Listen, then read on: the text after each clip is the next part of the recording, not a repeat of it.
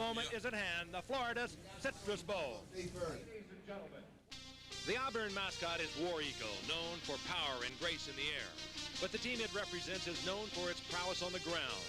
Last year, Bo Jackson, following a long line of great running backs at Auburn, set standards by which all Auburn backs in the future would be judged, capping his 1985 season with the winning of the Heisman Trophy. This year, in Bo's absence, Brent Fullwood, always a hero to his family, has emerged as Auburn's top offensive hero. And there is no question, he has emerged from the shadow of Bo Jackson, with over 1,300 yards rushing, over an 8-yard average per carry, and he is one of the most feared backs in all of college football. Also this year, in an effort to add balance to Auburn's offense, Pat Sullivan, a Heisman Trophy winner at quarterback for Auburn in 1971, returned to his alma mater to tutor the quarterbacks. Sullivan's top students have been quarterback Jeff Berger and wide receiver Lawyer Tillman. This season, Berger passed for more yards than any other Auburn quarterback since Sullivan in 1971, while Tillman led the team in receptions. He's an acrobatic athlete who can score from anywhere on the field. For years, Traveler has symbolized the great football tradition at USC. That tradition has been tarnished of late, as evidenced by 4 straight losses to arch rival Notre Dame. Ted Tollner shouldered the burden of criticism. He was fired December the 8th. In this season's final game against Notre Dame, it was a last-second field goal by the Irish to win 38-37 that could have sealed Tollner's fate. But Tollner has stayed on for today's game, where on the field, his quarterback, Rodney Peete, has shouldered the burden of the USC offense, passing for 2,025 yards. That was 425 yards more than the Trojan offense rushed for. So today, it's USC against Auburn in the Florida Citrus Bowl.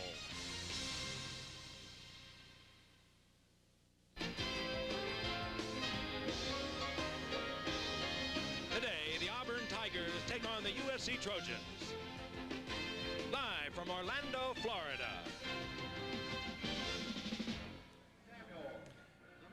Orlando Stadium in Orlando, Florida, the scene for the Florida Citrus Bowl, matching the Auburn Tigers and the University of Southern California Trojans. It's a blustery day here in Florida, but the rain has stopped. The wind is blowing some 25 to 30 miles per hour. The field is a little damp, but the game is about to get underway, and a large, enthusiastic crowd is on hand. Hello again, everyone. I'm Frank Gifford, and Happy New Year to all of you from all of us at ABC, and welcome to our very busy bowl day for you. Immediately following our game here, the Florida Citrus Bowl, we are going to go to the Sugar Bowl, where we will be matching the teams there, the LSU Tigers, the winner of the Southeast Conference Championship against Nebraska, and you'll see it at the USF&G Sugar Bowl, and that'll be coming up immediately after we conclude here in Orlando. 2 teams meeting today, very interesting. The University of Southern California Trojans, they were 7-4. They got off to a great start. They won 4 in a row, then they dropped a couple, then they dropped their final 2, being blown away by UCLA 45-25, and then being edged by Notre Dame 38-37. And of course, their head coach, Ted Tollner, out there. For Auburn, it was a different season. They were 9-2. It's a young team that's coming on so very strong. But there are a lot of stories that have impacted on this game. First of all, there is a story of Jeff Briegel, the USC All-American guard, who was caught in the drug testing, the first drug testing that they have used in the NCAA. Then there is Brent Fullwood, the Alabama player, who did not go to class since October. And then there is a Ted Tollner story.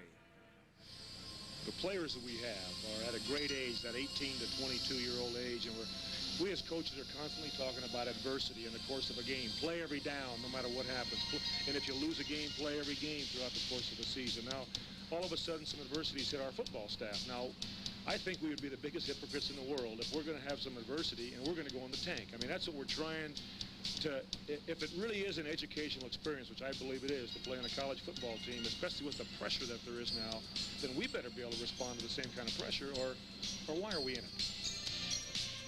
For Auburn's Brent Fullwood, it's been a bittersweet fall. He's been great on the field, but he's had personal problems off the field that have prevented him from attending classes since October. However, the NCAA has allowed him to play today. Well, all I have to say to that, I was sick. Then my father and his wife got in an accident. It just upsets me. And anybody that have family problems and they take the stuff, they will go home to see about it. Well, sure, he might have made a mistake, but he didn't break a rule. And I'm not going to punish him at this point and stage in his career for the sake of doing something that we all disagree with. But as I said earlier, he didn't break a rule and he didn't violate anything as far as the NCAA is concerned.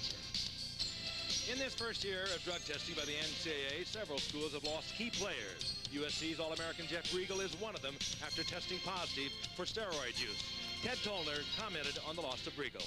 My feelings about the overall situation, I'm very much in favor of the drug testing and the steroid testing. The unfortunate part, I think, is when new policies go in, the young people involved get caught in the transition. They're not sure what the rules are going to be and how they're going to affect them totally the first time around. And Jeff's been a tremendous example of what we want out of a student athlete at USC. He's a graduating honors student, a great football player, and I think it's unfortunate that this has to be the way his career is ended, but he'll do some big things with his future. And I might add, a reserve offensive guard for Auburn, Pat Johnson, will not be playing today. He too was caught in the first year of comprehensive drug testing by the NCAA. To say that it's been a little chaotic this first year is putting it very mildly. And at halftime, we are going to join Jim Lampley in New York, and we'll take an in-depth look at the situation as it exists, as we know it at this very moment. Working with me today here, we are going to have Mike Adamle on the sidelines, Len Swan in the booth, and we thought we'd take a look at a couple of old Trojans. Black and white highlights they were in those days. Behind the thundering herd, leaping into the end zone. Oh, was I slow. A couple of Trojans, Pat Dye, I don't think thought much of it. He said, you boys going to give me a break, aren't you? Lynn Swan, Frank Gifford. And here he is, Pat Hayden back firing a bomb to number 88, Lynn Swan, who will be with me in the booth.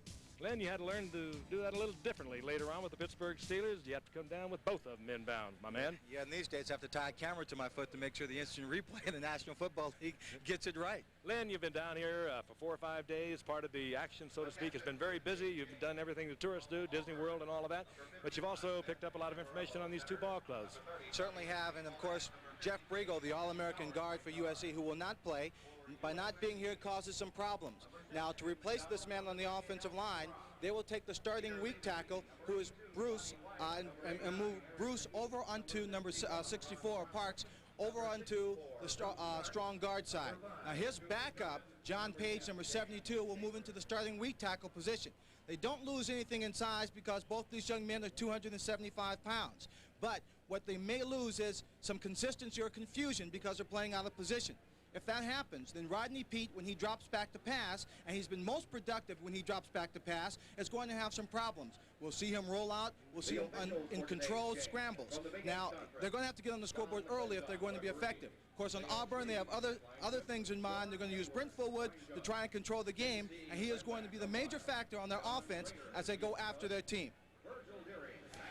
Orlando Stadium is rapidly filling up, and coming onto the field, the Tigers of Auburn. A strong following, coming off a 9-2 season, a young football team with an All-American fullback who could be the best running back in the game today at the collegiate level, Brent Fullwood. Pat Dye's Auburn Tigers. This is the 5th consecutive year they have gone to a bowl game, and now coming onto the field, the Trojans of the University of Southern California. Ted Tollner in his final game as head coach of these USC Trojans. He has told them, don't go out there and win one for me, go out there and win one for yourself. He has handled it very gracefully. So the two teams have taken the field, and we will be returning to Orlando for the Florida Citrus Bowl and the kickoff in just a moment. Auburn and the University of Southern California, they are meeting now in the Citrus Bowl, the Florida Citrus Bowl here in Orlando. And let's take a look at the bowl records of both teams. USC playing in their 30th bowl game. 24 of those were Rose Bowl games. Meanwhile, Auburn 9-8-1. And this is the 5th consecutive year in which they have traveled to a bowl game.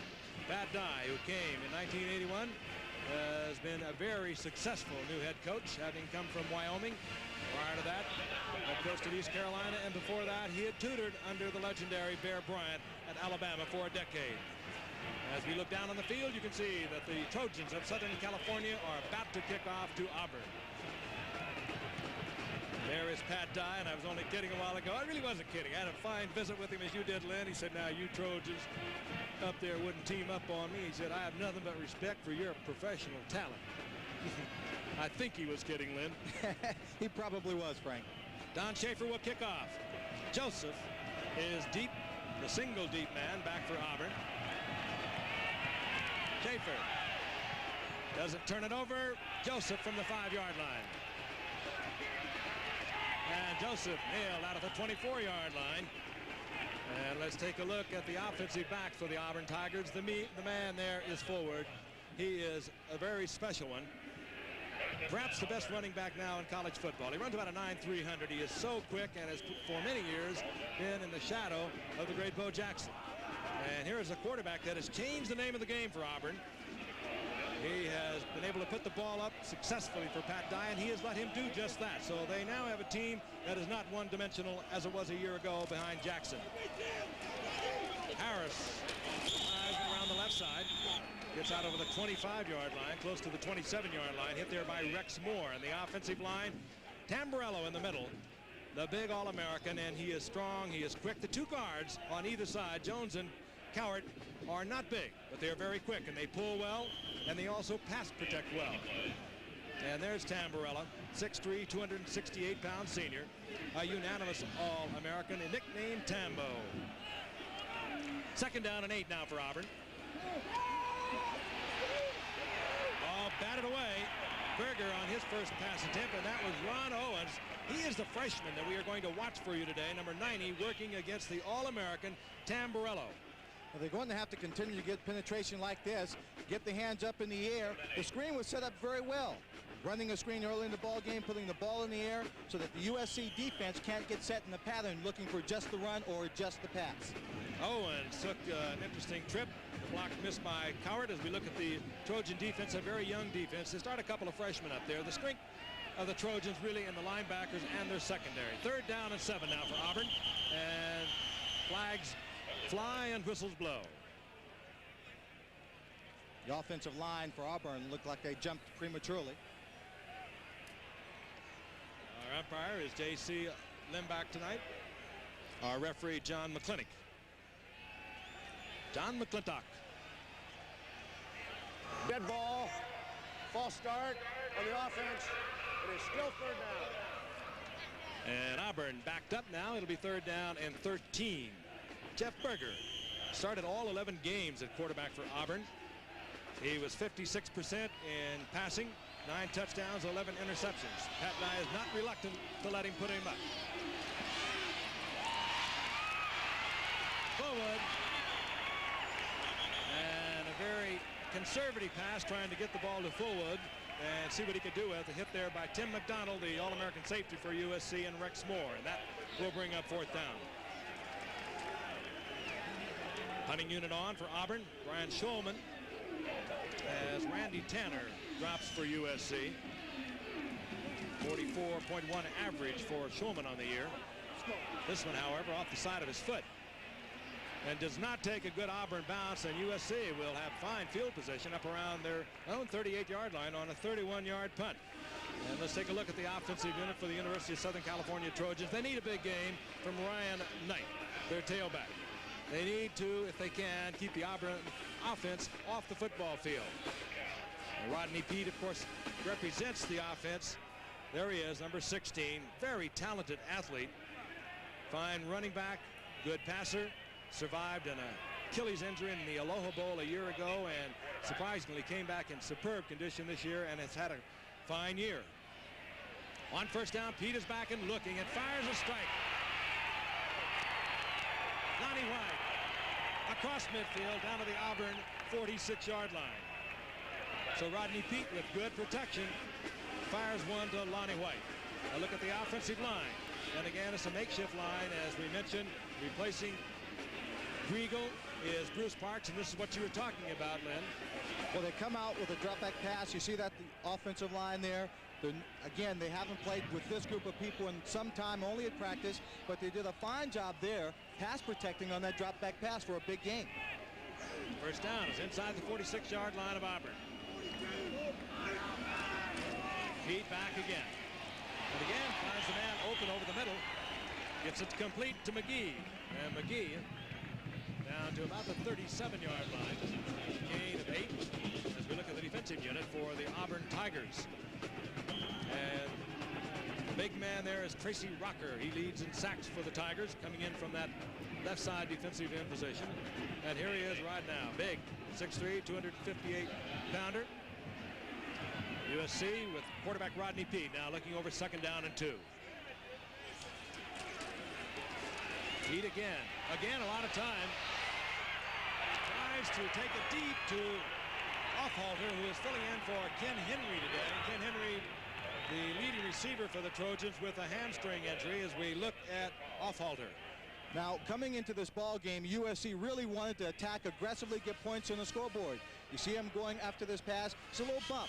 Right here, this pass needs to be a little bit more to the inside, as number 27, Chip Powell, has great outside position on Eric Offhalter on that play. 3rd down and 2.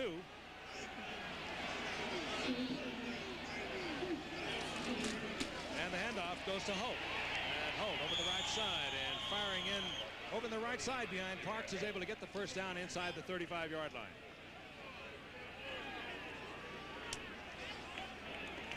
So SC behind the arm of Rodney Peete, and now a first down effort on the part of Leroy Holt picks up the first down. You see, Todd Steele normally is a starter, number 21 at fullback. He was injured, a knee injury, and the man taking his place is Leroy Holt. That's not going to be a disadvantage for USC because Leroy Holt is actually a better runner, Frank.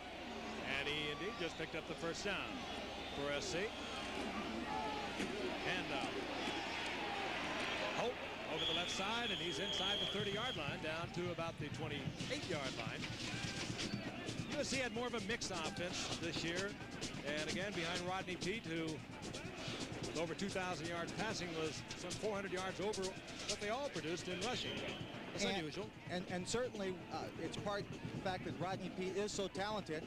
Also the fact that Ted Toner wanted to put the ball in the air, but with injuries to running back Aaron Emanuel and Ryan Knight being injured partially during the year, they had to rely on 2 backs and not just the 1. 2nd down and 5 now for Rodney Peete. Might be changing this one off. That is man, and they were not only in the wrong page, they were in the wrong chapter with Randy Tanner. It looked as though he did look over the defense, knew he had single coverage, tried to get it out there, and Tanner did not pick it up. This is a blitz control route, and Randy Tanner obviously did not pick up the blitz control. He went downfield too far. Alvin Briggs was the man covering on the play, gave him a great cushion. All he had to do was realize that Rodney was going to throw the ball short, stop on that 5-yard mark instead of going down about 9 or 10 yards. He would have picked up the pass and the first down. 3rd down and 5 for the Trojans. Just underway from Orlando, the Florida Citrus Bowl. That ball deflected as he tried once again, did Peete, to get it out to Randy Tanner, and that should produce the field goal unit. Kurt Crane, number 39, outstanding linebacker, in there on the charge for Auburn. Rodney Peete has time to throw. This ball seems to just sail a little bit on him. The wind before the game started was blowing at 20 to 30 miles per hour, gusting up to 40.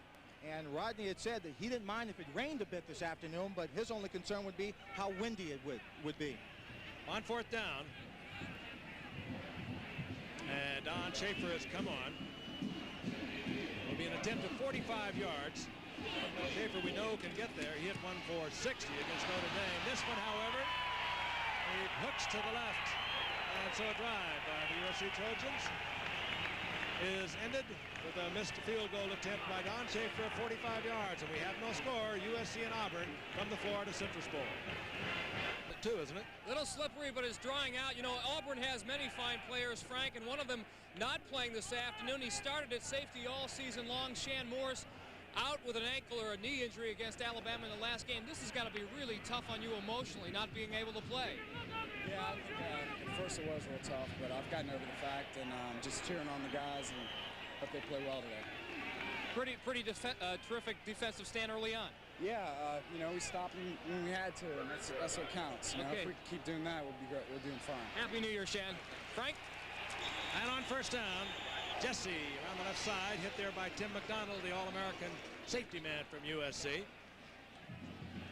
And Jesse gets back to about the line of scrimmage. In fact, he'll lose a yard on that hit by McDonald. Setbacks are Jesse, number 25, Agee, number 30, and we mentioned that Shan Morris is out. They lost another fine safety, did Auburn earlier in the year, Tom Powell. So they are hurting in the secondary. 2nd down and a long 11 for Auburn. Agee pulling out over the 30-yard line to the 31-yard line, getting back to the line of scrimmage and adding on a couple. We don't expect to see Agee out there the entire ball game. He is hurt. Heard pulled a hamstring, the second day of practice for the Bulls. But because he's a senior, Pat Dye does want to get him in here in the ball game, give him a chance to play. Tough field if you have a hamstring problem. It's very slippery. It rained over 2 inches here yesterday, and the field was very damp. It was not covered. 3rd down and 7. Berger is back. Picked off in midair. Marcus Cotton, the outside linebacker. Super player. And this junior just appears to be getting better with each game. They are comparing him with the great Carl Banks. Reached up with great athletic skill, was able to control that ball. Let's look at it again. You know, he is such a fine athlete. He comes in here, he keeps his feet, keeps his hands up in the air, but look at his body position as he tips. He just looks like he's about to fall over backwards, knocks it up in the air with the one hand, and with all the tape and everything else on his arm strength, it's so difficult for a linebacker to hang on to the ball, but Marcus Cotton comes through with a big play for the Trojan defense. Played basketball as a freshman at USC, so you can see the athletic skill there. 24-yard interception return by Marcus Cotton, and the Trojans are on the scoreboard first, and Don Schaefer on for the conversion. And Schaefer splits the uprights. And with 10:17 remaining in the first quarter, USC has taken a lead over Auburn 7-0 in the Citrus Bowl from Orlando, Florida. Auburn's juice squeeze out. The Auburn team of Jeff Berger, Ben Tamburello, Scott Bolton, and Trey Canis squeezed out the victory. Marcus Cotton has scored only the second first quarter touchdown all year against Auburn. Well, we said the Trojans needed to do something early in the ball game. Marcus Cotton, he is a man who loves the challenge of a big ball game. You see there, he's not down, but with his agility and athletic talent, he gets right back up to make the big play. He says he's looking forward to playing in this game because he wants to prove a point of what this young defense is going to do. And a lot of these people will be back for the Trojans in 1987. Certainly proved his point, knocked off his feet, showed that great athletic ability that brought him to USC as a combination basketball player and a football player. Played freshman basketball. Was able to leap up and control the ball. Set to kick off now, Don Schaefer. Joseph. James Joseph is deep for Auburn.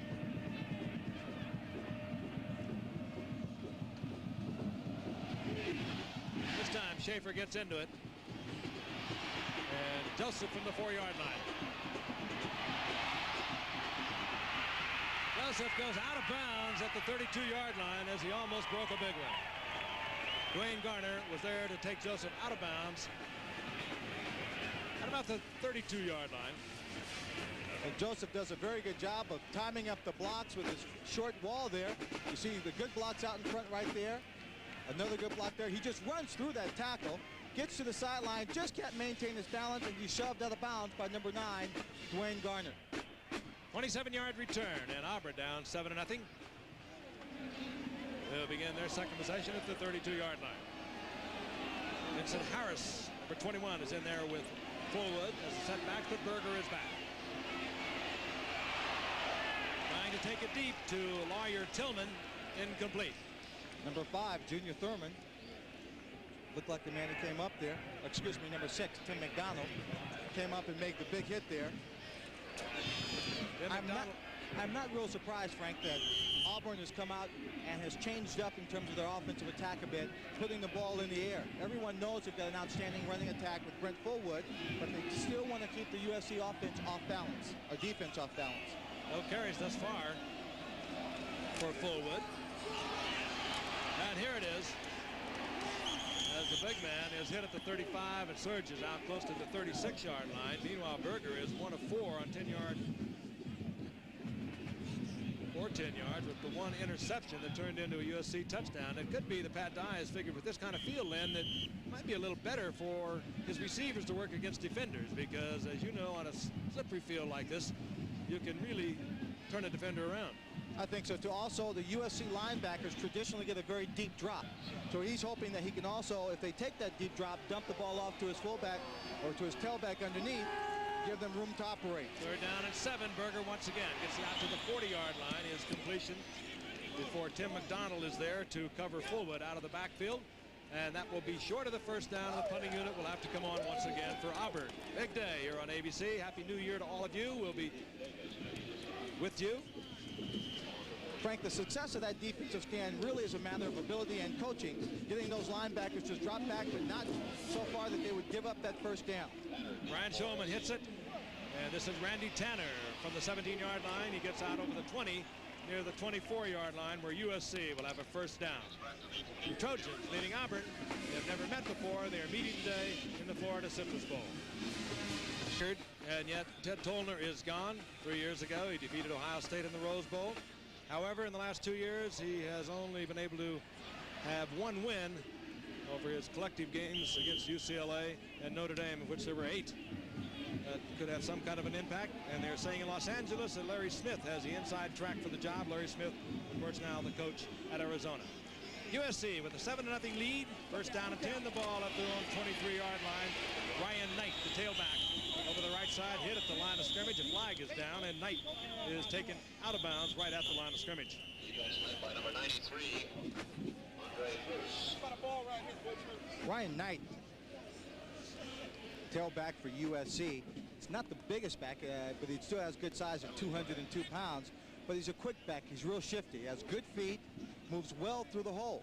He's had, as you see there by the statistics, 5 100-yard rushing games in his career at USC. One of the difficulties I think that SC has had in the last few years is the fact that Ryan Knight and Aaron Emanuel have shared a lot of time. And there's never been that one back in there. On the defense, it's still first down. There's never been that one back in the last couple of years who has had the chance to always operate, carry the ball 20, 25 times a game, where he can get in that groove and really hone his tools, really hone his game, and have his most productive effort out there. Referee John McClintock informing us that Auburn was offside. It is first down and 5. The ball out near the 29-yard line. The rollout by Pete, and it's picked off, intended for Chip Powell. And he comes intended for the outside receiver, Randy Tanner, and Powell goes up, comes down with it, and they keep trying to go at Powell. It seems he's small, he's 5'10", 170 pounds in. They've been trying to do this for years, and he just keeps coming away with it.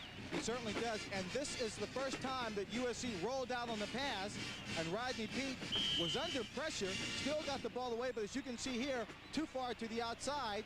Chip Powell, not in perfect position, but makes a diving catch a la a great wide receiver to come up with the turnover. And Auburn gets their turnover. They have the ball, good field position, their own 47-yard line. Fullwood. Flag is down, and Fullwood is pressed to the outside, could not find the cutback, and he's a great cutback runner, taken out of bounds right at the line of scrimmage. Again, a flag down right at the line of scrimmage. Here is the preliminary indication of holding, and that will back up Auburn. We talk about bowl games and the attitudes that young kids have coming in to play these bowls. It is a reward for them. They're happy to be here, and there are lots of activities throughout the week for the players and the coaches to enjoy. But since this is not a championship game per se, Frank, I think it's taken away a little bit their attitude. It's going to take them on the offense. It is still first down. It's going to take them some time to get in, and you see right there, looks like AG is holding right there. Number 46, Greg Coultry, who is the Coey, who is the cornerback. That will be first down and 20 now for Auburn, near their own 38-yard line. Fullwood again, showing that quickness as nothing was happening inside. He sprints to the outside and gets about 6 yards out of it. Hit there by Ron Brown. That kind of play is what Greg Fullwood loves to run. It looks like it's a broken play, Frank, as he takes off to the left.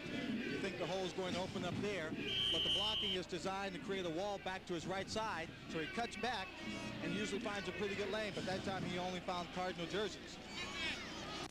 Second down, make it 15. Auburn near their 43-yard line. Berger is back. Walter Reeves back to the original line of scrimmage and perhaps a yard, where it'll bring up third down and long as Rex Moore was there defensively. A little bit about Jeff Berger. Started all 11 games this season, this quarterback for Auburn. And he got off to a great start, but has only had one touchdown pass in his last 5 games. Passing about 56%, but he has given Auburn, who has relied so much over the past few years on their great running backs, particularly the last 2 years, Bo Jackson. They have another dimension. They can pass the ball if they have to, but again, they go to Brent Fullwood, and he coughs it up. And the Cardinals cover it. Rex Moore for the Cardinal and goal, and USC gets another turnover. Again, gets good field position. Rex Brock was in there on the hit. Trojans do have it. Rex Moore, number 35, coming up with it after a great hit by number 38, Louis Brock. And yes, he is the son of the great baseball player, Lou Brock. You see right there, he comes up, and the players told me before the game, they thought if they hit the players, went after Brentwood, that he would cough up the football and fumble. Swarming tackle by USC. Another turnover. They have it 1st and 10 at their own 42.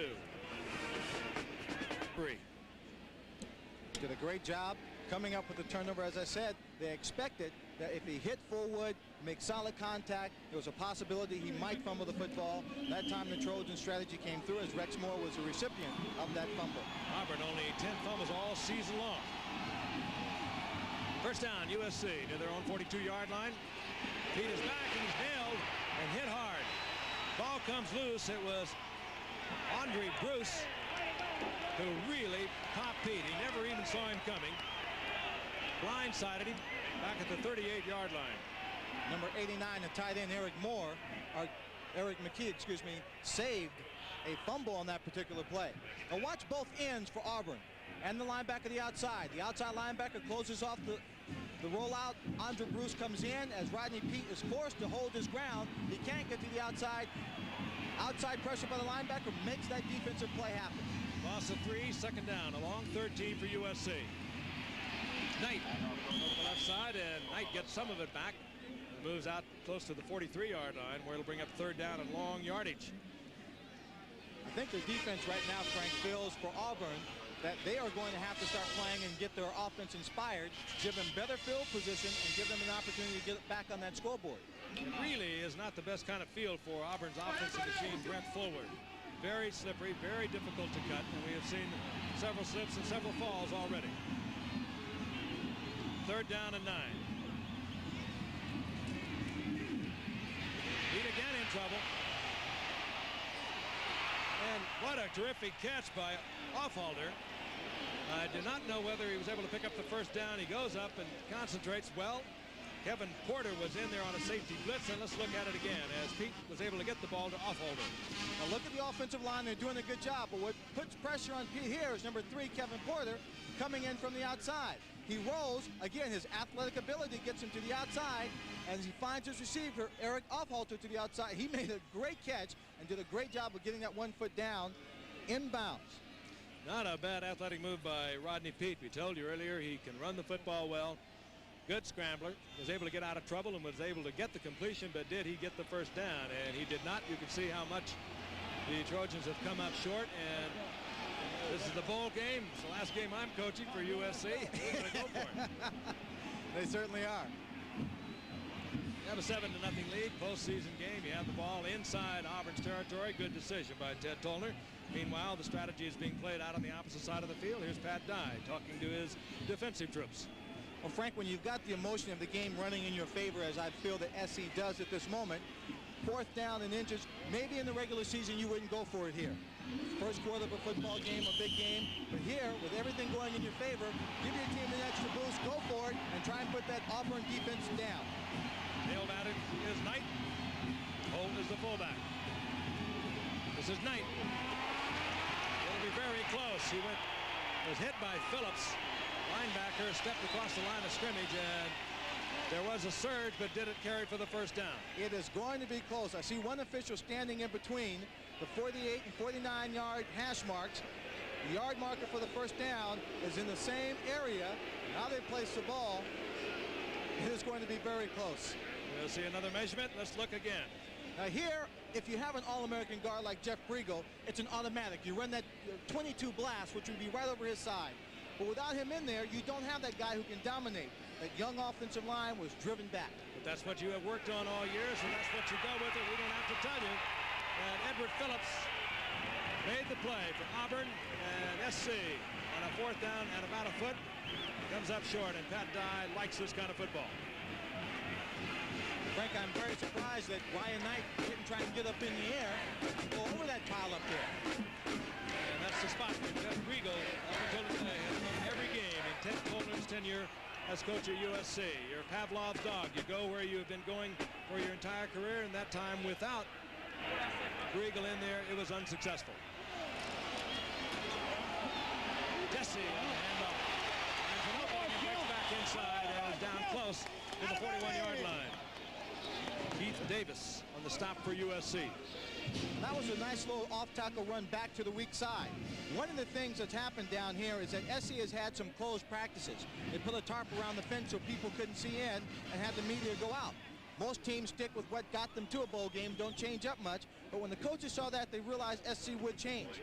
One of those changes is on defense, where they're over-shifting that defensive line to the strong side, more of an over-defense, which gives the appearance of an opening to the weak side. On first down, Fullwood.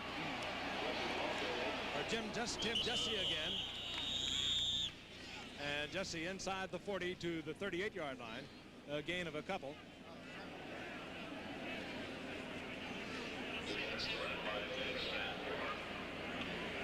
Again, it rained for about 24 hours up until early morning. The rain has stopped. It is breezy, gusting. The field is a little slippery, very difficult to cut back. And Auburn now up, looking over second down and 8. Berger in trouble.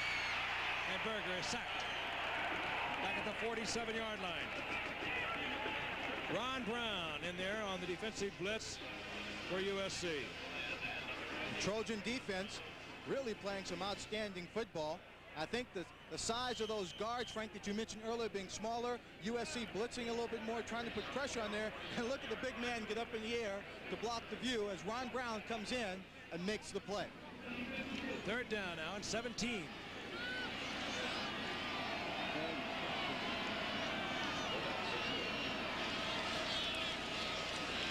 Berger back, and again in trouble. Steps forward, tries to get it downfield, almost picked off. Coet was there and almost picked off. It certainly was. They were playing a very good zone defensive coverage. He was on the outside deep, just reading, waiting for the play. Jeff Berger did a good job of getting away from the pressure, scrambling just a bit forward into that pocket to get the pass downfield.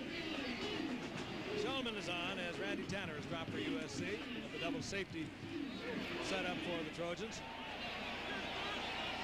This is junior Thurman calling for and executing the fair catch at the 8-yard line. Let's go down to the sidelines out of Mike Adelman.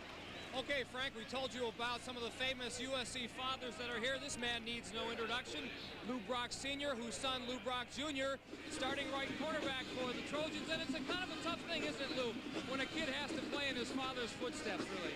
I would imagine that it is, although I think Lou has handled it quite well. And being out in Southern California certainly helped him as well. You know, you got a kick when somebody came up to you and said, hey, you're Lou Brock's father.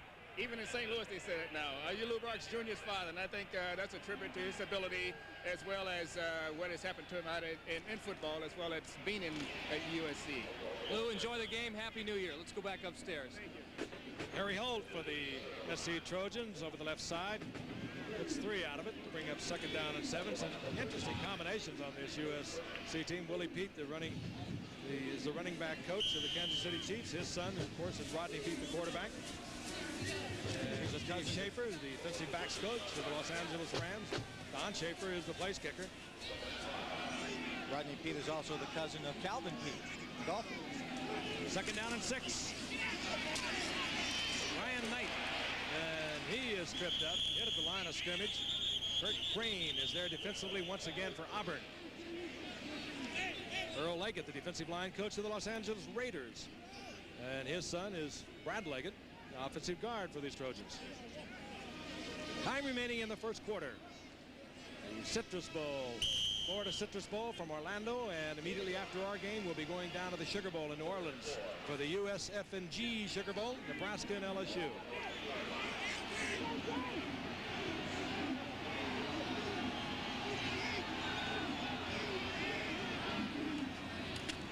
They're down 3.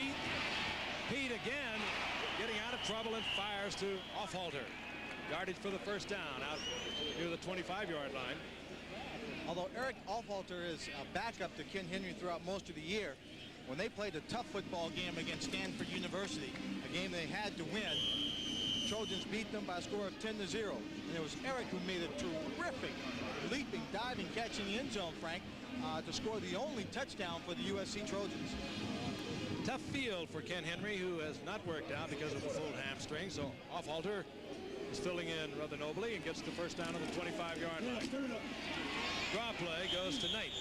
Knight just back to the line of scrimmage. Read well there by Andre Bruce.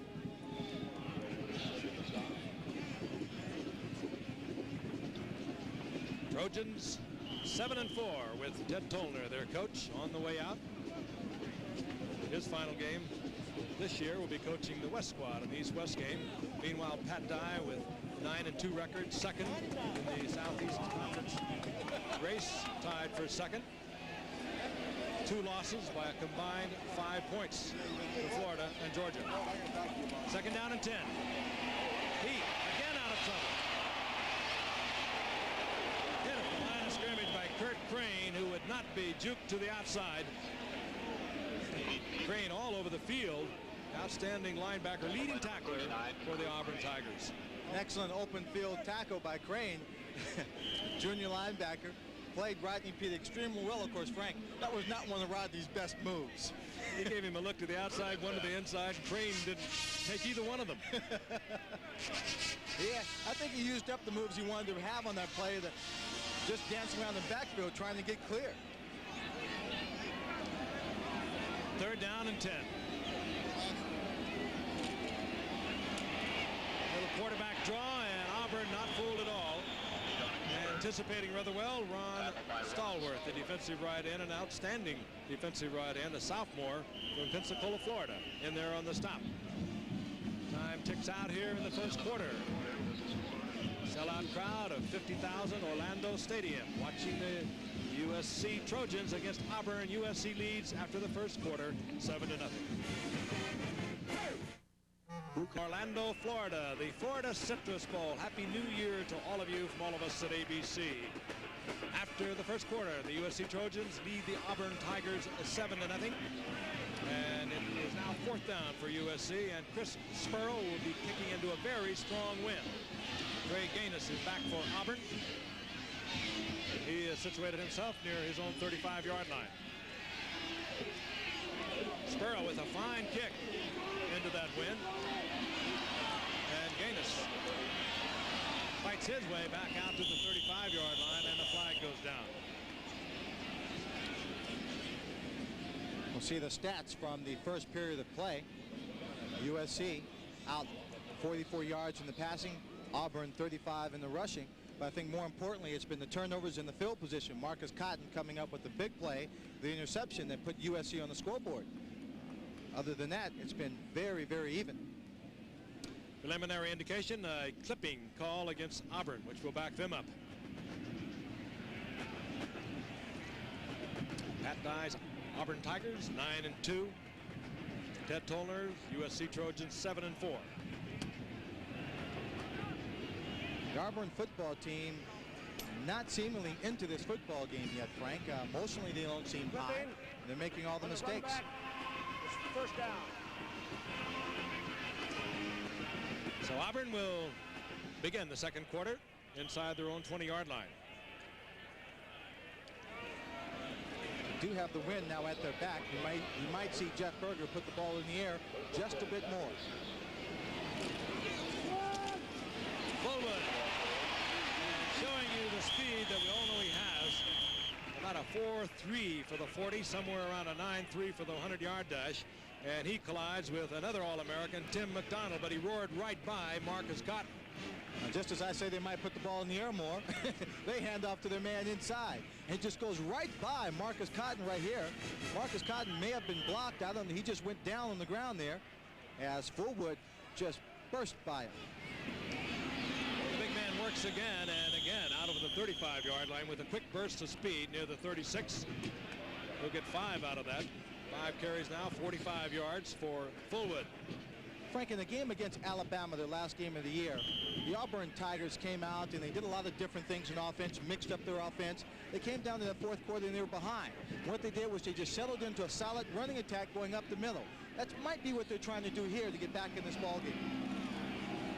That's what it appears that they are going to do, and they're doing it very successfully as Fullwood again over the left side. 14-yard pickup out over the 45-yard line. You get a chance to see Fullwood from our low angle, protecting that football. He goes through very clean on that hole. Good blocking up front, then going to the outside trying to find an alley. And there he just runs into a wall of SC Trojans led by, I think that was Tim McDonald, number 6. First down once again, Auburn.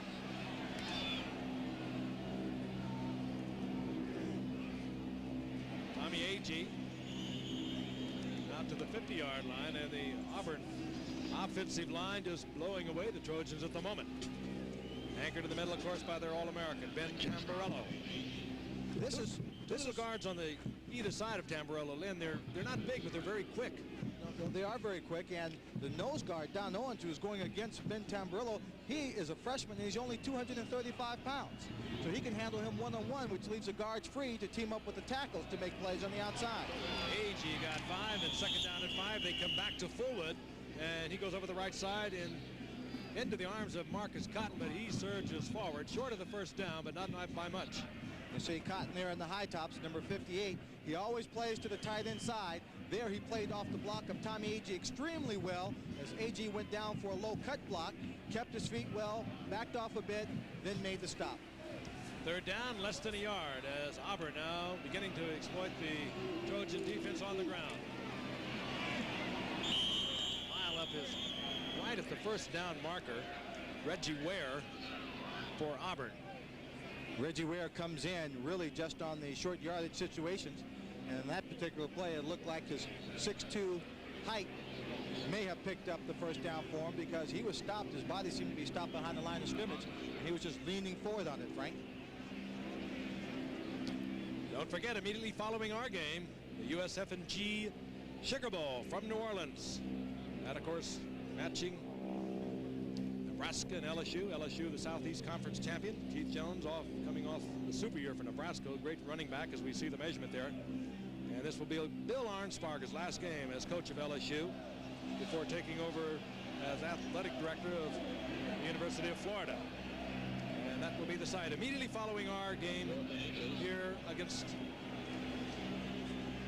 Nebraska and LSU. They were short on that goal for the third down and first down. Oh, now they're saying it's third down. We saw SC try this a short while ago. They were not successful. The flag is thrown as Reggie Ware goes right over the big All-American Ben Tamburello. Auburn indicating it's against USC, and that's the confirmation by referee John McClintock. So Auburn keeps their drive alive. Brent Fullwood, a great running back for Auburn, as we told you at the very top of the show, a very trying year for this youngster. He was ill much of the year. His father injured in an automobile accident. He did not attend class. Here's our call. Defense, offside, it's first down. Did not attend classes since October. He was declared eligible to play, and it has been a very tough year. He will be eligible for the NFL draft, and there's little question that he will be a #1 draft pick. But he also has indicated he would like now to return to his classes. Vincent Harris over the left side, inside the 35 to the 34-yard line, and Auburn again blowing big holes in that Trojan defense. Gain of about 5 to bring up second down and 5. Now this is Auburn, as I said, the way they played against Alabama in the fourth quarter. They're just going at them in the center. They believed that they could do this all along, but they wanted to test out some other areas against that Trojan defense. Now they're just taking it to them. Harris again over the right side. Surge is up near the 33-yard line. It'll be third down and 3. They continue to be successful here, just grinding the ball up in the center of the football field, running the football. later on, then they'll probably come back to the outside, figuring they can get the bigger plays with the pitches or the short passes to the outside. 3rd down and 3, time remaining in the first half. USC on top 7-0. Fullwood.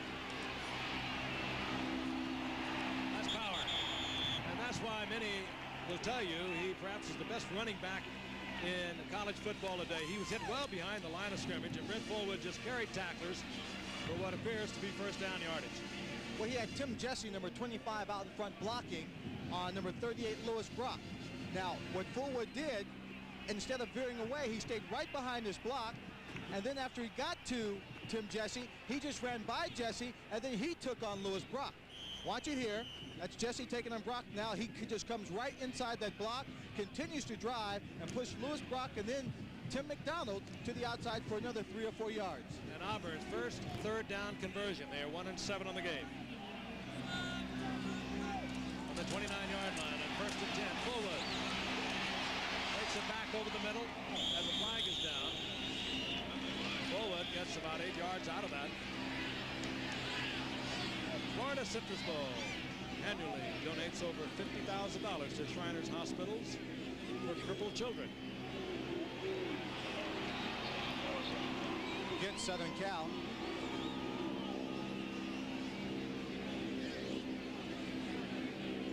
Jeff Berger being given the options. And he'll look back to Pat Dye. It's a 5-yard penalty. He's trying to decide whether to take 1st and 5 or 2nd and 3 or 4. And USC wants timeout. Trojans have USC have called timeout. We have 10:29 remaining in the first half. From Orlando, USC over Auburn 7-0. World Magic Kingdom.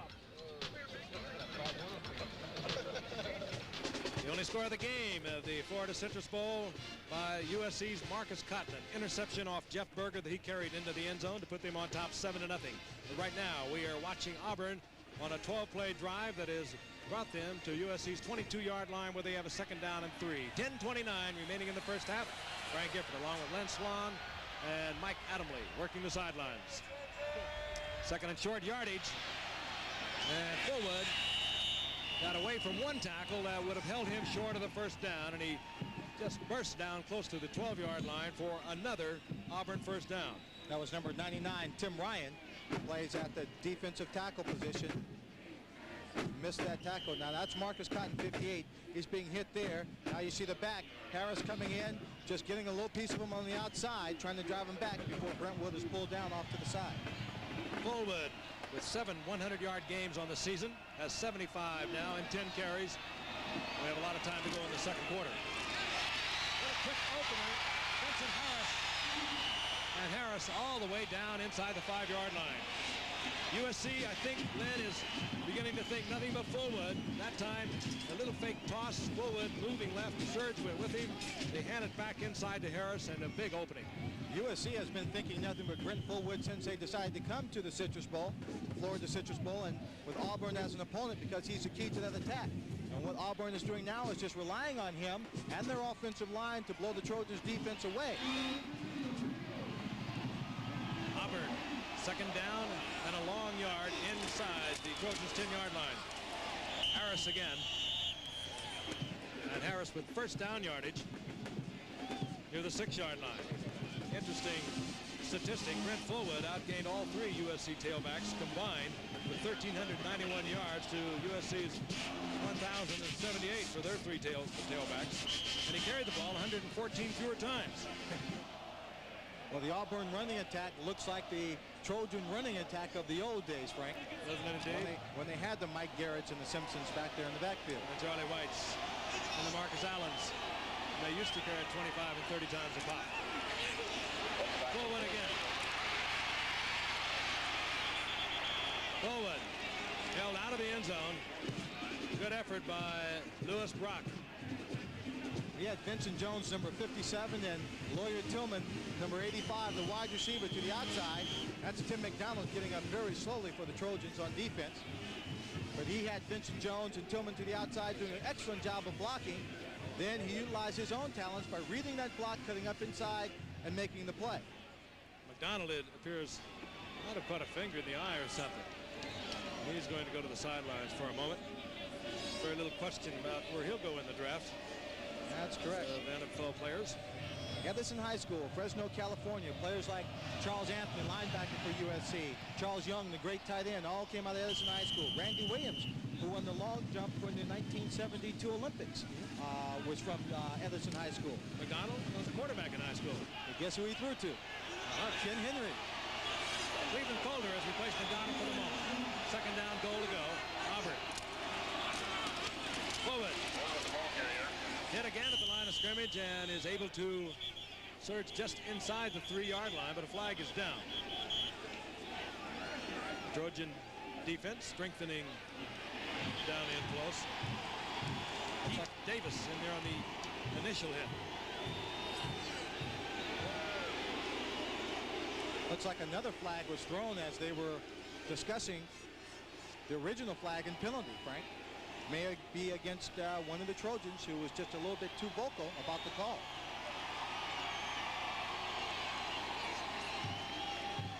Illegal motion on the part of Auburn. And the personal foul working against USC. Somebody, I think, was just a little too exercised, as you mentioned, Lynn. That second flag coming very late. Again, this is a very inspired USC team, and Ted Tollner has been very candid with us. He has told us, don't go out there and win one for me. That's what he has told his ball club. So go out there and win it for yourself. He feels that after that win for one with the Gipper, let's get the call. Illegal motion on the offense. He called 2 penalties. What about the second one? Well, they went back to figure that one out. And now they're going to move it back because of the personal foul against USC. Our referee is John McClintock, who is trying to sort this out. A dead ball, personal foul on the defense. It's an automatic first down. There is no advancement, but it is the automatic first down. But again, as we look at Pat Dye, Ted Tollner told us, he said, that old win one for the Gipper lasts for about one play. So I told my guys to go out there and play their game, play with pride, and they are doing that. But you get a feeling, Lynn, that they are maybe giving it a little bit of an extra effort. For Ted Tollner, because he brought them to USC. Many of these seniors are people he recruited. Reggie Ware, number 36, is in there. Their standard wishbone formation. You see on this drive, 7. Auburn football team putting it together. Short yardage offense for Auburn. Forward. Tries to use his great speed. Turns the corner, gets outside, but he's taken out of bounds by Junior Thurman. Younger brother of the great Dennis Thurman. Played so many years with Dallas and this past year with the Cardinals. Well, you'll see on this play that Fullwood has the speed, makes you a bit nervous as when he goes to the outside and just decides to turn it on to see if he can outrun Thurman. He starts to pull away from him, but he just doesn't have enough room before he gets to the sideline and has to turn it up. Second down, goal to go. Little bootleg, and Berger to Reeves. USC bought it all the way. And Berger on the bootleg. USC thinking once again Fullwood. Berger rolling out, and he was able to find Walter Reeves, his 3rd touchdown of the season.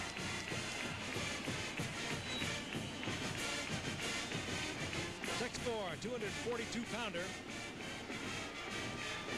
Chris Knapp is on in his attempt to tie it up. And we are tied at 7. We'll see here as he fakes the ball to his backs. Berger keeps it, and he just draws Rock up here from his corner position, leaving the tight end wide open on the play here for the touchdown. So as USC scored on the big play in the first quarter, defensive play, it's Auburn with a terrific drive, tying the ball game with 8:04 in the second period of play. On a 3-yard touchdown pass, it was Berger to Reeves, culminating a 17-play drive of 80 yards. 7 first downs on that drive as Auburn went back to their type of football. That is running the football, interspersing it with the passing game. Deep for USC, number 82, Lonnie White and Cleveland Coulter. Chris Knapp to kick off for Auburn. 8:04 remaining in the first half. We are tied at 7.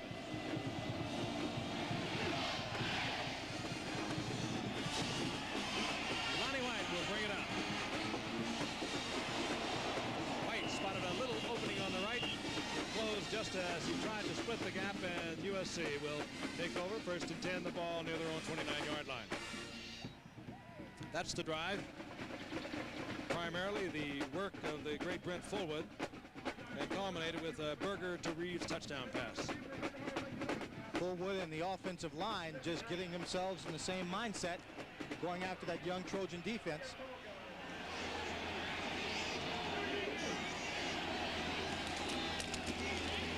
Pete hands off to Holt, and Holt over the right side for a gain of about 3 to bring up 2nd down and 7.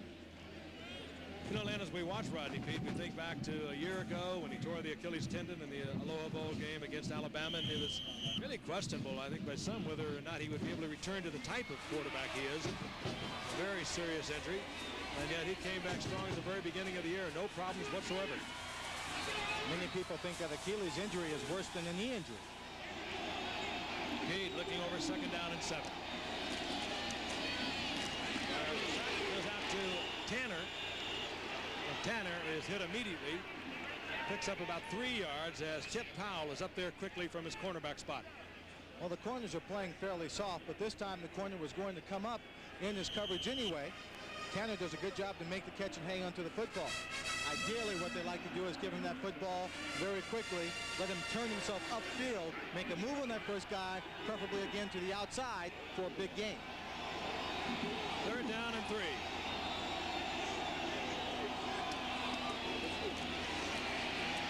Pete fires, and it's incomplete as Offhalder takes it out of bounds.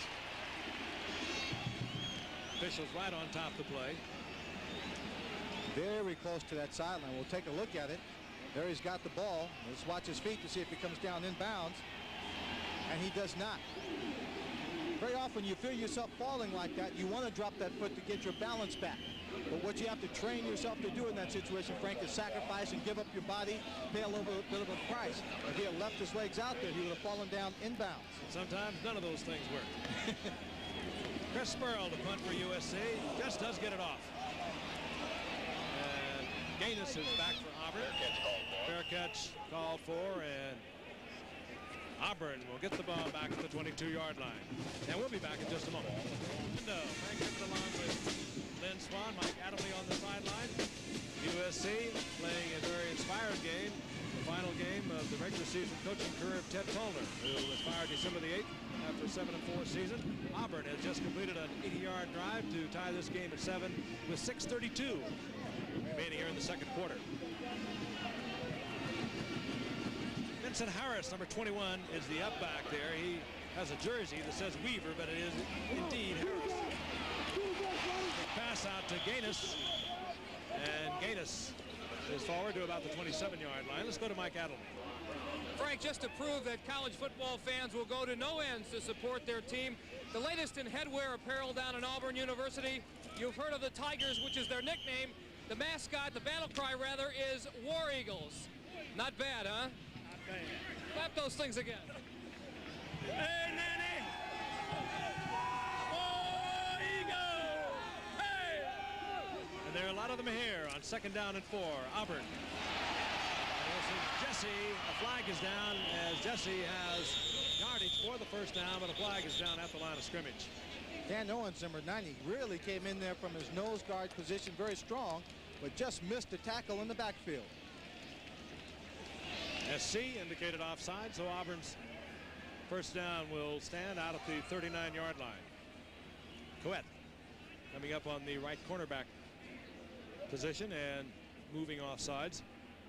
Once again, Jeff Berger wanted the complete options. Offside on the defense. Decline.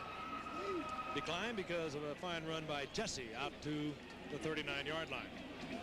USC is really going to have to get themselves dug into these trenches in the front line and their linebacking position to stop this running attack by Auburn if they want to have a chance in this ball game.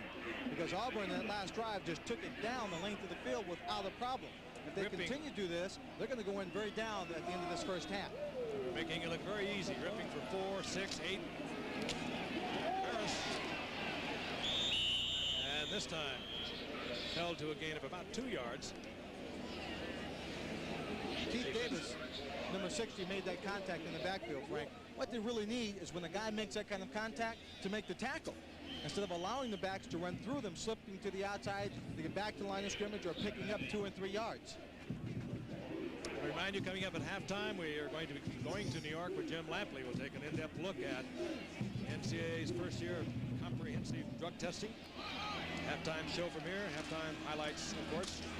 And second down and 8. Jesse over the right side, and USC is saying we have the football. He just seemed like he left it there, Frank, like a piece of luggage he didn't want to carry downfield. It was just too heavy for him.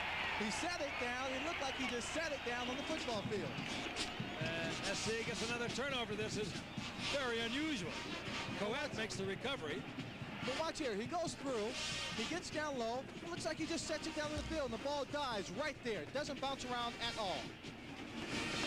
Greg Coet comes up with a recovery for USC, and they have great field position. They are at Auburn's 41-yard line.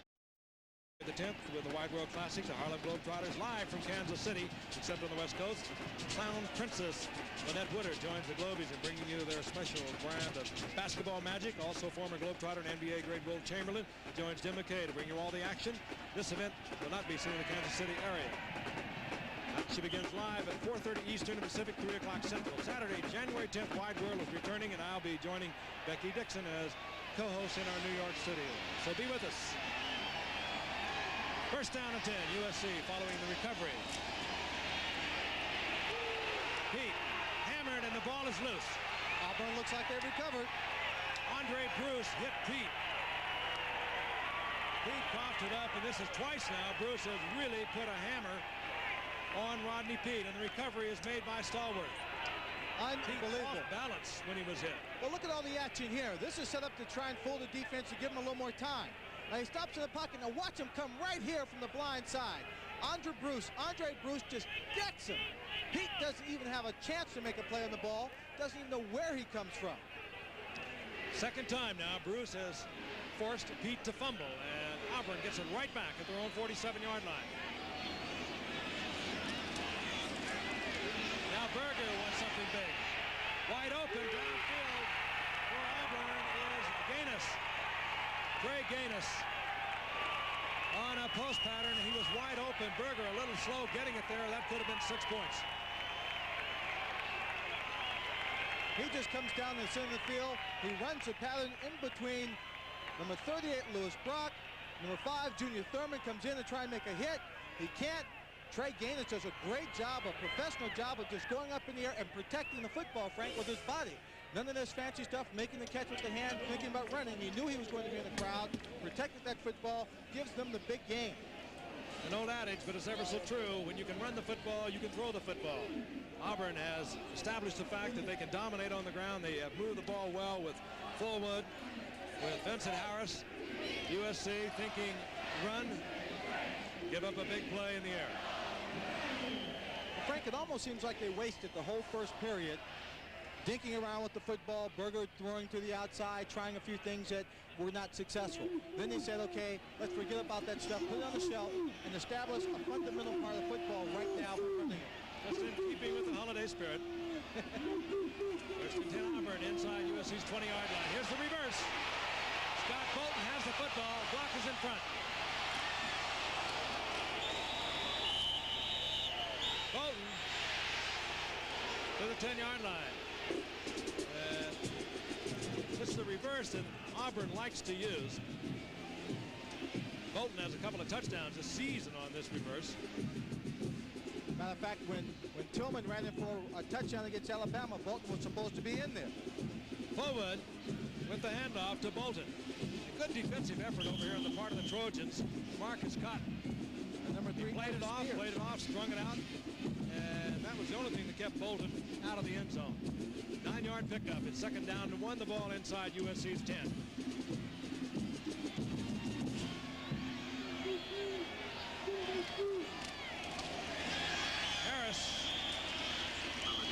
Harris carries to about the 7-yard line.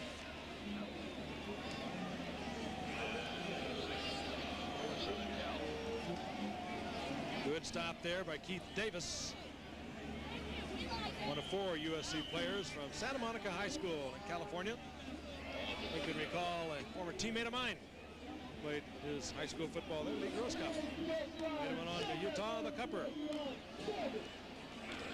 Of course, involved so many years in ABC's collegiate telecasting of football. First down, goal to go. Forward. Hit by Keith Davis.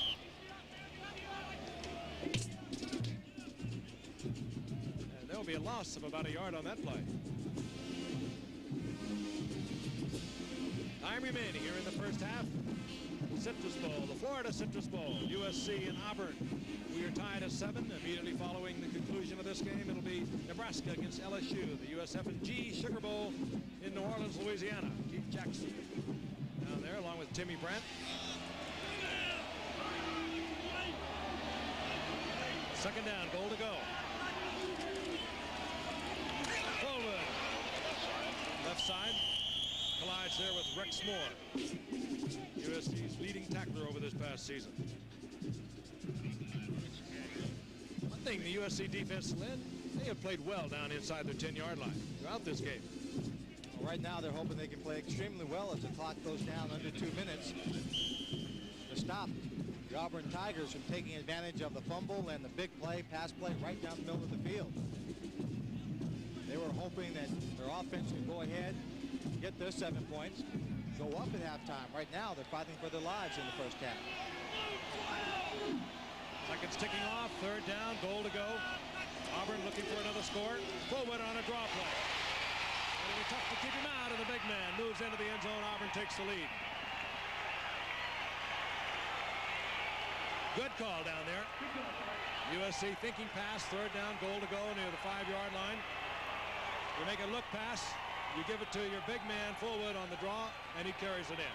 This is a sprint draw series.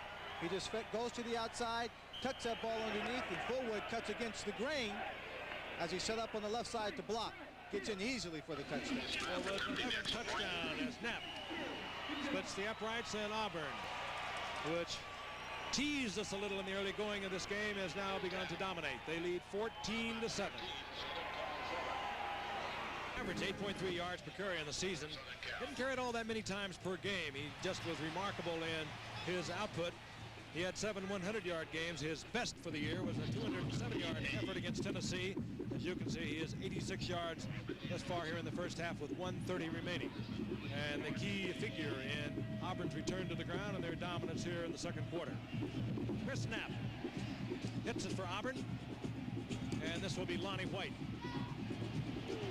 And White out over the 25 and nailed there at the 27-yard line. So the Trojans bring out their offensive unit.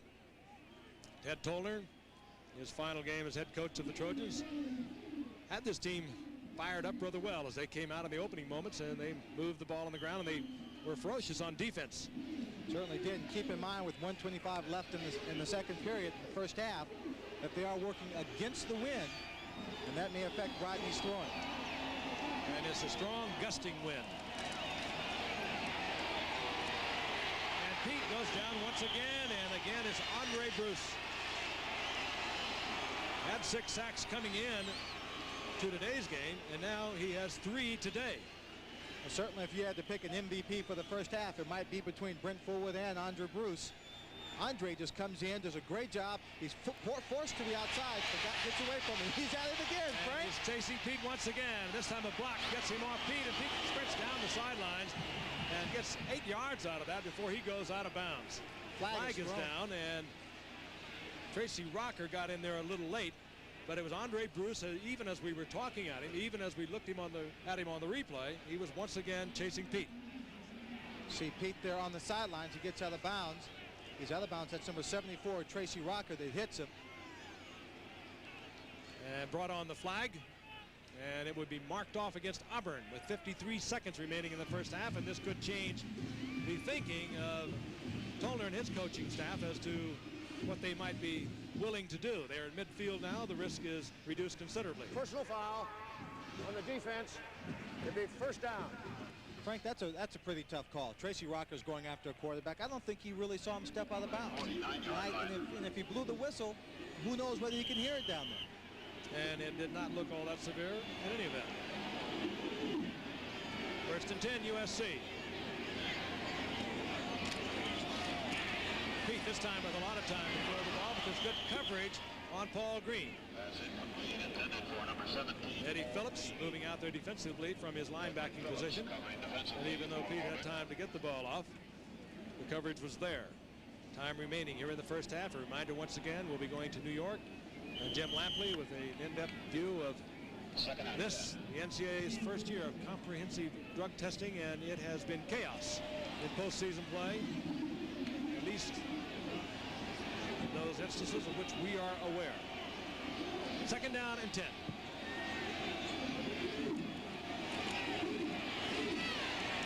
Over the middle and in and out of the hands of Ryan Knight, who perhaps was thinking run before catch. I think he was. He went up in the air, jumped up for that one, had it right in his hands, and he just batted it down instead of holding on to it. Field goal kicker, of course, for USC, Don Schaefer. They would be kicking into a strong wind. They would need considerably more yardage than they have, but he did have a field goal of 60 yards against Notre Dame for USC in a Pac-10 record. Third down and 10.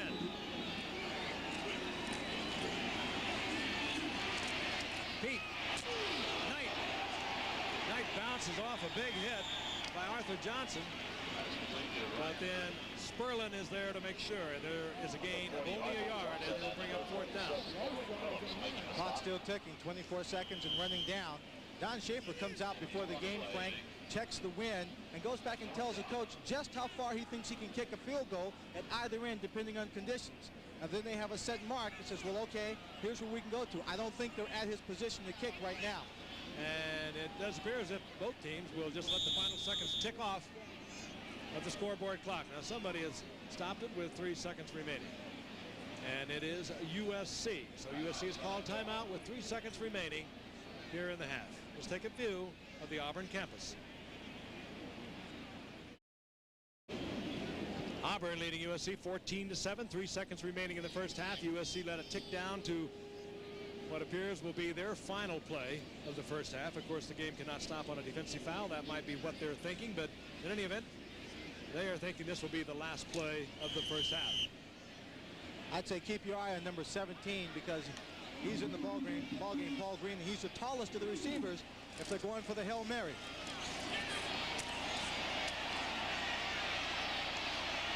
Pete puts it up high. 3 defenders are there as Lonnie White was down there at the goal line.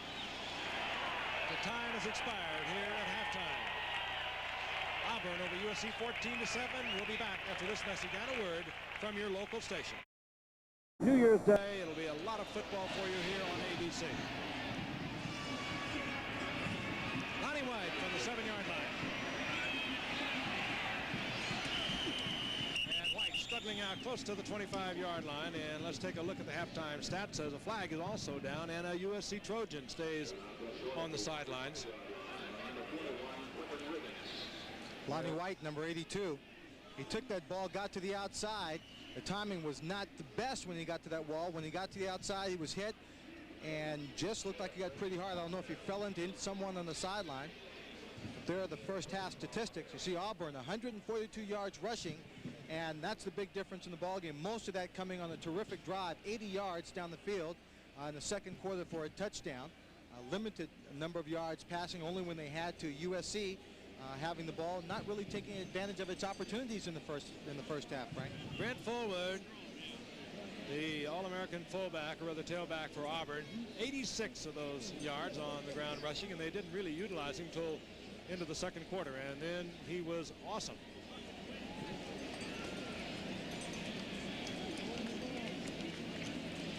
Lonnie White being helped up. Carried off to the sideline. He was taken out of bounds up near the 25-yard line, and this is what transpired a few moments ago.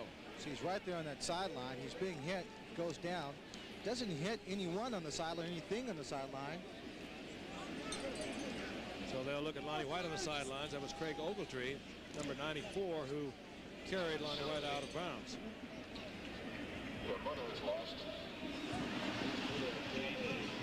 The USC Trojans 7-4 with Ted Tollner, their head coach, coaching his final game for USC. He was released December the 8th. The Auburn Tigers 9-2, tied for second in the Southeast Conference. Grace and USC has a first down and 10 as we begin the second half at the 25-yard line. Brian Knight over the left side. It's out to about the 28-yard line. Pickup of 3, it'll be second down and 7. Offensive leaders for USC, of course, Rodney Peete, very versatile athlete. Line runner, but he was pressed all over the field in the first half, sacked 3 times. And Eric Offholder came down with 2 spectacular receptions. Second down and 7. Draw play to Knight, and hit almost the moment he received the ball. Frank, what those stats indicate really is that SC has not established any part of their offensive football game. They haven't established the pass well enough to take advantage of it and use the run. They haven't established the run. The offensive line has really not been able to handle the defensive unit. There you see the defensive leaders for Auburn. Andre Bruce, 4 tackles, 3 quarterback sacks. And Thurman from SC with 10 tackles. He's been very busy on the other side. There was a loss of 3 by Knight. It's third down and 10. Pete is back. Flag is down as Pete is out over the 30-yard line, or the 32-yard line, hit there by Kurt Crane, who was defensively all over the field for Auburn in the first half. You think so much of the Auburn offense when you think, of course, of Brent Fullwood, but they were awfully good defensively this past year, leading the Southeastern Conference in defensive points at 10.5 per game.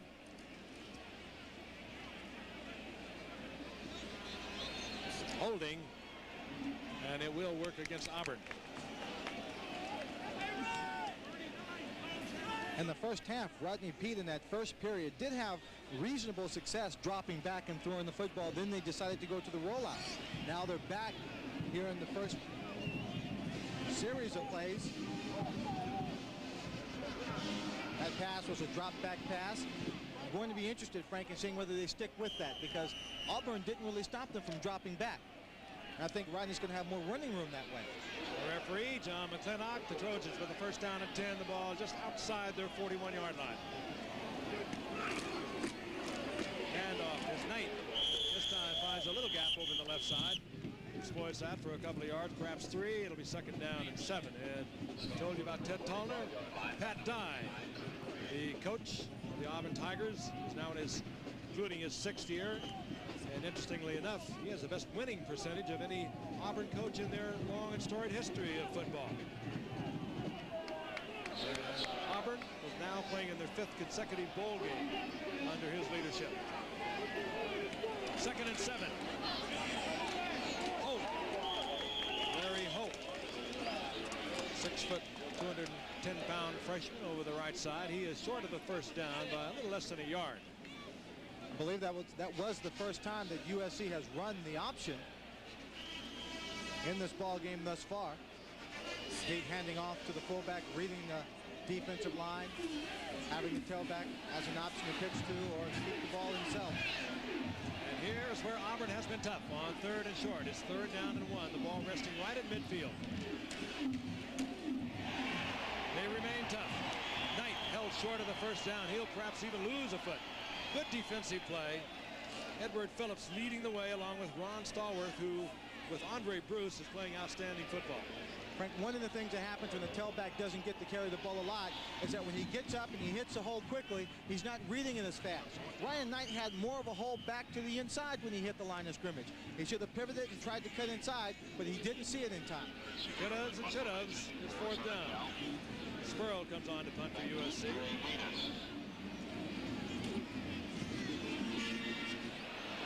High towering kick that will carry into the end zone. Auburn will get the football back. They'll have it at the 20-yard line. The Trojans rolling off 3.5 minutes of the third quarter. At home, nestled in front of a fireplace, you might be wondering, where's that famous Florida warmth? Well, quite frankly, there isn't any. In fact, the fans have had to change their game plans. No suntans today, just blankets, gloves, heavy parkas. The goose pimples are the size of tangerines. The tangerines the size of goose pimples. It's so cold. In fact, Florida's famous orange juice is frozen. So much for our daily quota of vitamin C, but at least the sun is coming out, right, folks? Right. Good time at the Florida Citrus Bowl. Well, you'd be interested to know Mike is fresh up here. Auburn on first down and 10, and they give it to the big man. And Fullwood turns the corner, gets up over the 25-yard line, out to the 27-yard line, a gain of about 7. It'll be second down and 3. And when you look at Fullwood, you think of all the great Auburn backs that we've known over the years. You think of Joe Cribbs, James Brooks, William Andrews, and they all overlapped at one time. And then you think of Lionel James, and of course Bo Jackson a year ago. Going back into the 60s, Tucker Frederickson. They've had some great ones. And one of them, Ted Tollner, is watching right now. Brent Fullwood. And it's Fullwood again. Out to the 33-yard line. Auburn first down. And they are taking control of this game on the ground. Well, they took control in the second period. They have not relinquished that control. Fullwood getting up rather slowly. But Jim Brown and O.J. Simpson tell us a long time ago that when the running back gets up slow, it doesn't mean anything. He's just setting you up. First down and 10, 33-yard line, offensive leaders for Auburn. The main man, of course, Fullwood. And taking a shot was Vincent Harris. He was hammered by Rex Moore, a linebacker, read the play, stepped inside, and really put it to Harris. Lost him a couple of yards. The inside backer is getting more than his share of work in this ball game. Coming up, trying to fill the holes. Making many tackles this afternoon. In the past, particularly with Bo Jackson, Pat Dye would say, let's keep it on the ground. But Jeff Berger, who has thrown well this past season, has given a new dimension to the Auburn game, and they'll go up on top. And effectively, Vincent Harris up close to an Auburn first down in the arms of Tim McDonald. Let's keep it moving, offense. Good job. They're caught up in a blitz that time, Frank. You see right there, number 50 coming inside, just putting some pressure. 60, Keith Davis, trying to put pressure on. Vince Harris comes out of the backfield, just a little dump-off pass, but the secondary was back deep, so he was able to get some yardage before Tim McDonald brought him down. They will bring out the sticks for a measurement, but Jeff Berger over the season had more attempts, completions, and yardage and touchdowns than any other Tiger quarterback since the Heisman Award winner did it back in 1971, Pat Sullivan. And they brought that same Heisman Award winner. As you see, they do pick up the first down. Pat Sullivan in this year as an offensive assistant, in charge of the quarterbacks, and he's done a very good job of Berger. But with the coming of age of Brent Fullwood, that's taken a lot of pressure off Jeff Berger and the responsibility he has. And there's Pat Sullivan right there. Quarterback coach has given a new dimension of this offense for Auburn. Interesting to note that John Heisman, for whom the Heisman Trophy was named, was once an assistant coach at Auburn way back in the 1880s. Berger, and Harris was unable to scoop it up.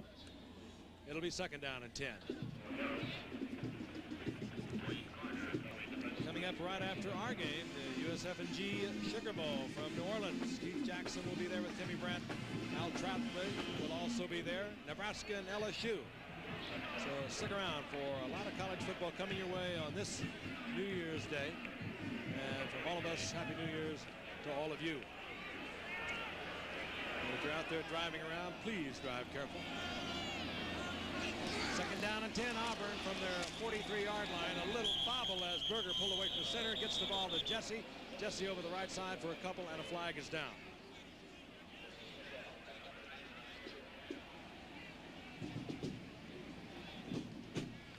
USC coming out playing inspired football. You see the indication, offsides indicated against USC. But again, I think it was pretty widely acknowledge they were outgunned, outmanned by a very strong Auburn team that only lost 2 games, one to Florida by 1 point, and another game to Georgia by 4 more points. Corin Bell, the quarterback Dead for ball, encroachment on the defense. His nose guard hit center's helmet. Corin Bell, the quarterback for Florida, had a phenomenal game. One of those games you dream about, Frank, in order to beat this Auburn football team. Against Florida, they had a 17-0 lead before they turned it over and lost that one 18-17. Flowood tries to break it back. Brother, this is Jesse again. And he does get a couple out of it. Tim Jesse, the senior. John Coward, the offensive right guard, has hobbled off. He's been replaced by Brent Gilbert. Number 99, Tim Ryan. See there, the first freshman to start at USC since 1978. Traditionally, SC gets a number of players in here. Some of them will redshirt. Guys will have to sit back and watch them for a year or two before they get their chance. Fullwood. A lot of power from Fullwood. Hit by Bill Stokes, but he just carries him forward. Takes him inside the 45-yard line for a first down. A lot of people will compare Brent Fullwood and his style, the way he runs the football, to O.J. Simpson and to Walter Payton. He has a bit more power in the inside than O.J., and that's where you get the comparisons to a Walter Payton. As we saw earlier, he took on a couple of tacklers there with that forearm that has become synonymous with Walter Payton when he gets low. But he's got the quick feet and the speed like O.J. has, and he can dance to the outside and leave you in the dust. I'd say so much speed, and he has a great cutback and is being inhibited a little bit by this field, which is still wet from the rains of yesterday. He gets the first down, however, gets the call again, breaks it again to the outside, and Fullwood, who probably on a different field would be cutting that back a little more severely. Very effective, however, as he travels for another 7 yards, and the flag is down at the line of scrimmage. When you look at that field, Frank, talking about how wet it is wet. You can see just along the surface it looked like some short skid marks. But because it's not really dug up, you know that the offensive line and defensive line are still able to get the kind of traction and fire off the ball. It's just those backs, when they get unweighted and they're running real fast, they can't dig in. Preliminary indication was against Auburn, and it will be walked off. Fullwood now over 100 yards on 18 carries, 104 yards. Holding on the offense. It is still first down. So, what would have been a 2nd and 3 was negated by the holding, and it will be first down and 20. Interesting comparison. He is also compared very favorably against all 3 USC tailbacks throughout the entire season. 1,391 yards for Fullwood, 1,078 for all of SC's tailbacks. The attempt was to get the ball to Fullwood, and not a bad play. We've seen him try it a couple of times on 2nd and 3rd and long yardage. Get the ball to your best running back on a little short conservative pass and let him pick up the yardage. Well, this play was rushed a bit, as you see Marcus Cotton coming in from the outside.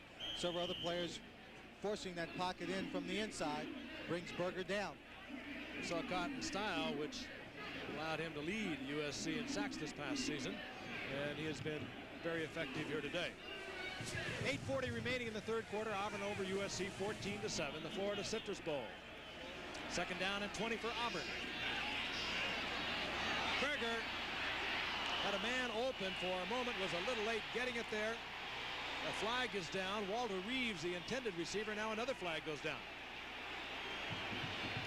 Junior Thurman picked up the flag and tossed it aside.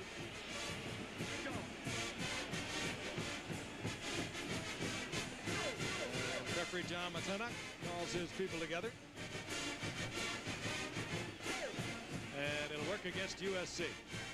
2 officials had a good view of the play. Only one made the call. Number 5 is Junior Thurman. He'll be covering on the play. Walter Reeves is the receiver. You see he gets his right hand up in front, and what the official in the back is calling, I think, is that left hand. That left hand looked like it was on his back. He may have pushed him or may have pulled him. And Junior Thurman was denying that, rather vociferously, as he picked up the flag of the official and threw it away. But in any event, it will be first down Auburn. They'll have the ball at USC's 39-yard line. Defensive backs like to keep that hand on their jerseys just in case they miss the ball to make sure to get a tackle. SC showing blitz, and they bring it. Down goes Berger. It was Ron Brown coming from the outside, but Tim McDonald, the All-American safety, was in on the blitz along with Dwayne Garner. They were picked up, but you can't pick them all up, and Ron Brown was there all over Berger. That's why it's so important when you have a blitz, when that's this kind of concept, if they do pick it up, somebody else on the outside or on the inside will come free to put pressure on the passer. The way to beat it, of course, is to have somebody underneath when you can sort of where you can release the ball very quickly. And Auburn in that particular pattern had no one for Berger to go with. Second down and 19. Jesse, left side, he'll get about 4 inside the 45-yard line. It'll be third down and long yardage. Third down and 16. Tolner will tell you about this football team. Linebackers are excellent. The secondary is also very good. Up front, they're a little young, and that is what Auburn has been exploiting since early in the second quarter.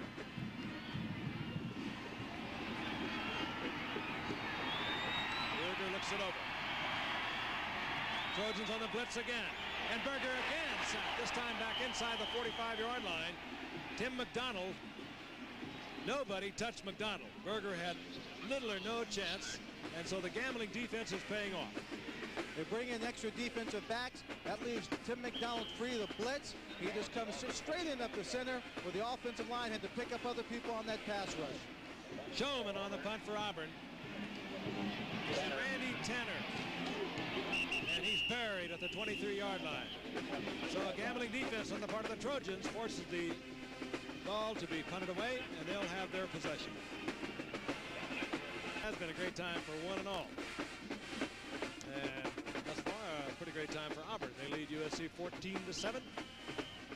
9-2. Pat Dye coached Auburn Tigers against USC's Ted Tolner coached USC Trojans at 7-4. USC first down and 10, the ball at their own 23-yard line. Pete with the receiver wide open, and it's Offhalter who has filled in rather well for an injured Ken Henry this afternoon, and Offhalter will have a USC first down out over the 40-yard line. Eric Offhalter has been doing a good job. 3 catches today, but I still believe the Trojan offense does miss the services of their #1 receiver, Ken Henry, who led the league. Led the Trojans in pass receptions this year. He's a big target, consistently making the tough catches for him. Not here this afternoon because, not in the game because of a pulled hamstring. 20-yard pickup, first down and 10. Pete doing what he does the best. And looking downfield, he finds Offhalter once more. And Offhalter again with an acrobatic catch gets another USC first down inside the 45-yard line. And this is what Pete can do so well. Now you see him drifting out here. His receivers are working against his zone. He looks, his receiver's shifting, looking for a seam. He can't find one. Then he goes to the outside where Eric is standing on the sideline. He's able to put touch on the football to throw it over the head of number 40 before number 4, Alvin Briggs, comes up to make the stop. But the contained man has got to think when Pete rolls out, he may run the football. He comes up, Pete released it, first down USC, 44-yard line of Auburn. Screen out to the left side, was that a lateral? And they're saying it was indeed a lateral. Randy Tanner was going deep. Or rather, Offhalter was going deep, and it was Tanner who tried to get it to him. And he had him wide open. Tanner has thrown a couple of TD passes this season. Yeah, but right here, when he gets a ball right here, not being a quarterback, he doesn't have to throw a perfect pass. This man is beat so bad, all he has to do is get the ball out there in the area. Because he's got such a cushion on Kevin Porter, number 3, the receiver would have time to adjust to the pass. Second down and 10.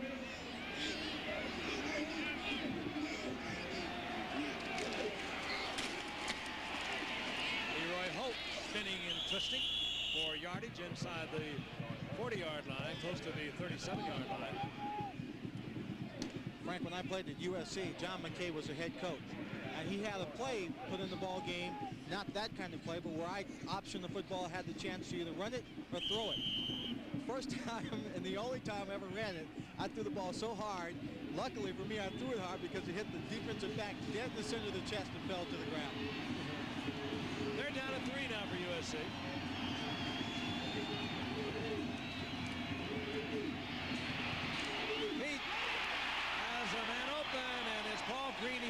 football, but he comes down with the ball at the 30-yard line. First down, USC. So Pete has things happening now for USC. Most importantly, he has protection. He has the time to get rid of it. He wanted to throw that ball. He was just waiting for Paul Green. He felt the pressure, knew he just had to get rid of the ball, fired the football in a little bit harder than he wanted to. That's why Green had a hard time handling it. Green has really come on toward the end of the season. The sophomore has at least one catch in the last 8 games. First down and 10. SC inside the 30-yard line of Auburn. They trail 14-7. Knight was hit right at the line of scrimmage. Squirts for a couple. It was Andre Bruce who is playing outstanding defensive football for Auburn. 4:25 and the clock is moving here in the third quarter. USC and Auburn have never met. Ted Tollner in his final game as head coach of the USC Trojans after 4 years. Took the Trojans to the Rose Bowl 3 years ago, beat Ohio State. Not quite enough apparently. Had his big problems defeating UCLA and Notre Dame over the past 2 seasons. Second down and 8, USC. This time Pete will not get away from Andre Bruce. His 4th sack of the game, and he only had 6 sacks all season.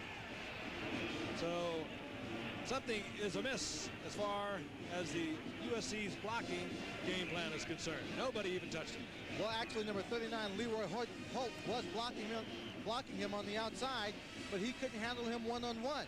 That's where you miss the services of Todd Steele, number 21, who had an injury and is not in this ball game because he is the better of the two when it comes to blocking. Andre Bruce, 4 sacks on the day. There's a loss of 3. It's third down and 13. Pete fires it deep. He had a man wide open. Offhalder was the intended receiver, and it's intercepted. Bounced off of Offhalder and came down into the arms of Russ Carricker. You see the play right here. He throws it. The ball's going to hit Eric right in the chest, right here. He's got it. It bounces out, and there the linebacker is just waiting. Andre Bruce makes a hit, and Russ is right underneath the ball to make the play. Again, it was Bruce on another big play. And Carricker with the interception. Auburn gets the football back at their own 20-yard line. Senior and junior. Well, Rodney Peete, quarterback of USC, also has a fairly famous father. Willie Peete, the offensive backfield coach for the Kansas City Chiefs. Willie, first of all, congratulations on your season, and second, it must be quite nice to be able to watch Rodney. I know you don't get too many chances to do that. No, I don't, and thank you very much. This is the second game that I've been able to see Rodney play since he's been at SC. Last year, we made it out to the Aloha Bowl over in Hawaii. Hopefully, we were thinking that we would be in a playoff game, and it just didn't work out that way for us. Actually, that last interception really not his fault, but indicative of what has happened to USC all this season. That's true. You know, in the games that I've been able to watch on tape, you know, it's what happened to him all year. Okay, Willie, thanks a lot for joining us. Happy New Year. Well, thank you, and Happy New Year to you. Okay, Frank, Lynn. That was Fullwood, and he carries for another, appears to be an Auburn first down. Well, maybe just short of it as they mark it just out over the 30-yard line. It'll be second down and about a foot. And of course, that play was indicative of what Brent Fullwood has been doing for Auburn all year long. He is powerful, and there's no question that he will be a #1 draft pick. 113 yards thus far for Fullwood. This time he's hit before he gets back to the line of scrimmage. Dan Owens, the freshman nose tackle, who has had his hands full with an All-American center playing across from him, Ben Tamburello. That time he was there. Pat Dye, who for about a decade learned this game under Bear Bryant, then went off to East Carolina, then went up for 1 year to Wyoming and left Wyoming without a contract to either coach or be the athletic director as he is for Auburn. But he left, came back in 1981, and has been spectacularly successful. Third down and 1 now for Auburn. Fullwood. This time he gets it out to the 33-yard line. Fullwood, I think, has probably a bit more incentive than most of the other seniors out here, knowing that this is his last year. He has a chance and should go very high in the draft. Being married and having a child, he's probably saying to himself, I've got to continue to play well, keep my strong position as a talented running back while the NFL is watching, so that I've got a little bit more of a secure future and a better spot in that draft coming up. First down and 10, Auburn.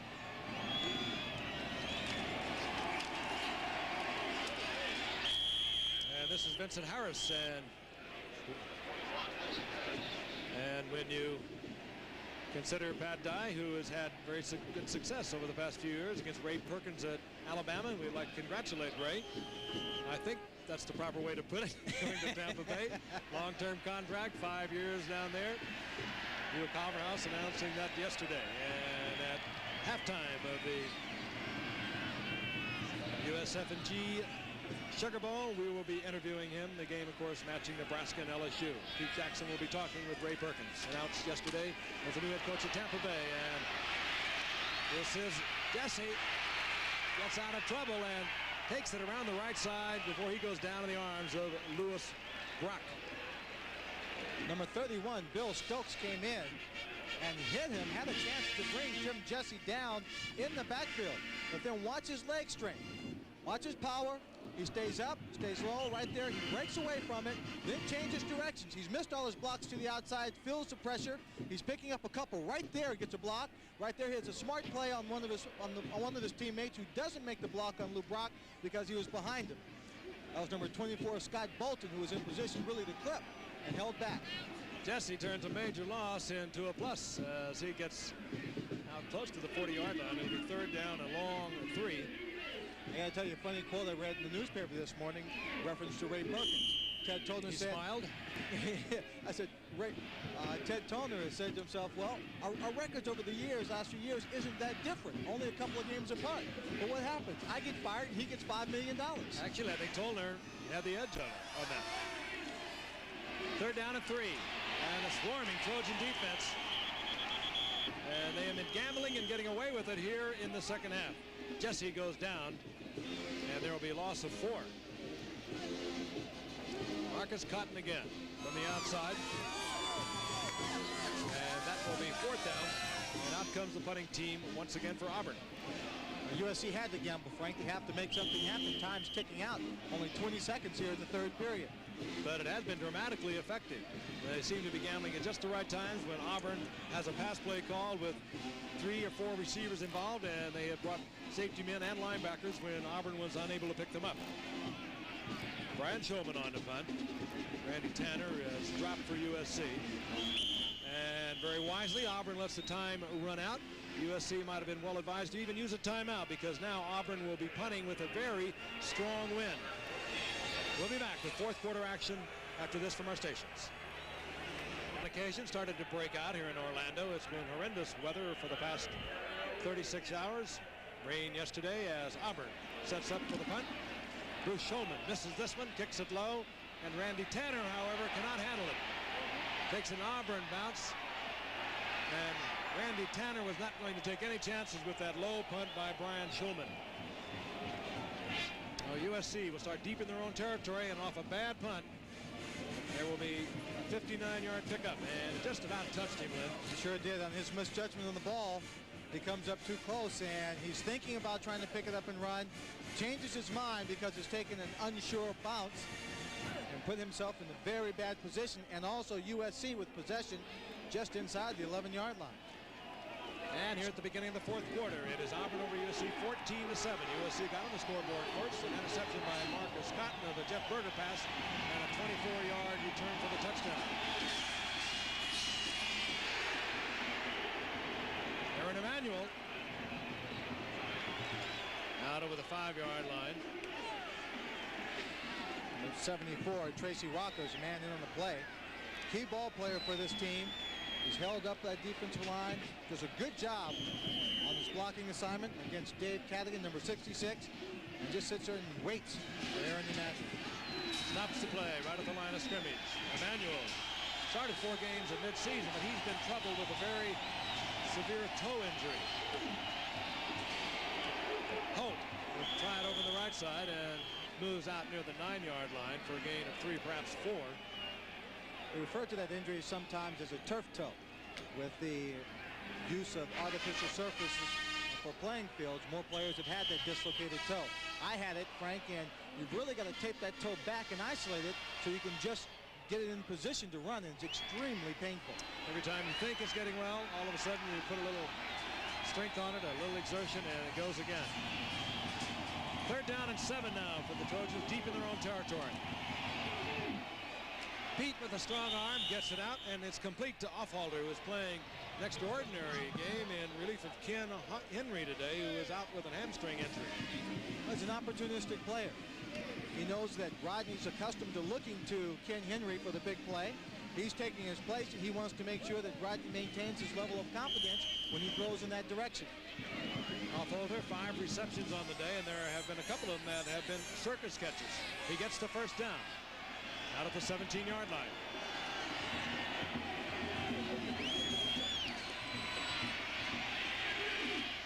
Pete trying to take it deep, and his Tip Powell intercepted once again, his 2nd of the day, and the youngster was a walk-on 4 years ago.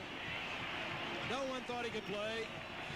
Little man at about 5'7", 150 pounds, and playing, of course, his last game of his career as his 2nd interception of the day.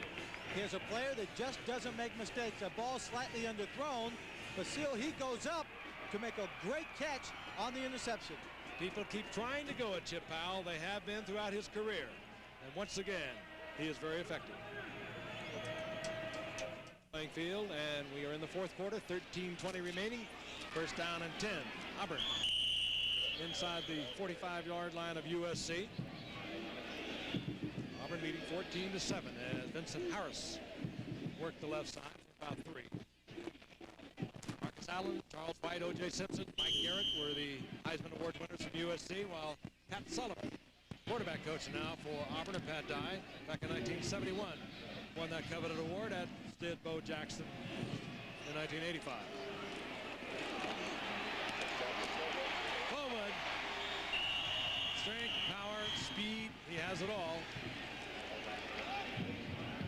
And he'll have another Auburn 1st down at the 32-yard line.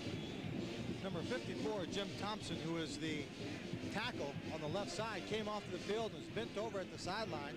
Appeared as if he may have hurt his shoulder, Frank, so he's on the bench right now. 126 yards thus far for Brent Fullwood. He really was not worked much in the early going of today's game in the 1st quarter. They're using him now.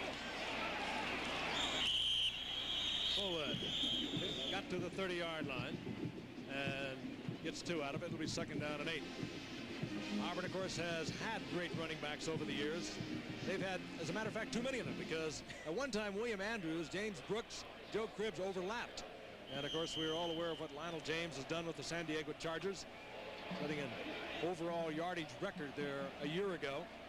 Bo Jackson opted for baseball. Pat Dye says he thinks it's a good choice. He just thinks the wear and tear and the attrition on running backs in the NFL is just too much. 2nd down and 8.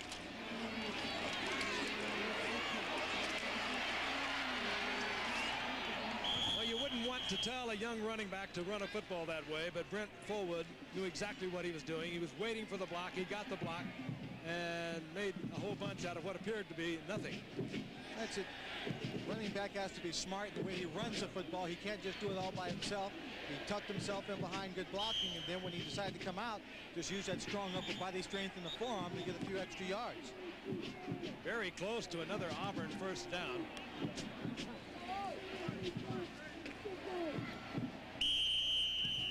Setbacks now for Auburn, as they will be in 3rd and very short. Number 25, Jesse, and Reggie Ware is in there, number 36, and Fullwood stays on.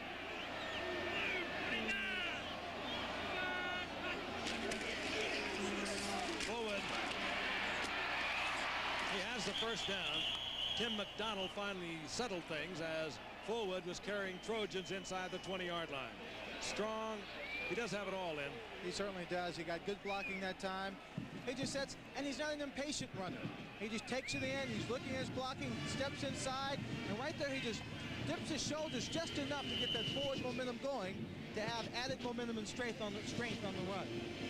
2.3 yards per average, the best in the nation this past season. They didn't wear him out. They didn't run him like they ran Bo Jackson a year ago. They used more of a passing offense to coordinate with the running game.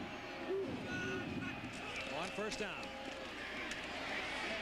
Harris tries the middle. He's hit at the line of scrimmage. It'll be second down and 10. Bill Stokes leading the way defensively there for USC. Frank, I have to believe Brent Fullwood, realizing he only had 1 year really to be a starter at Auburn. At time, you talk about overlapping with other players. He overlapped with Bo Jackson.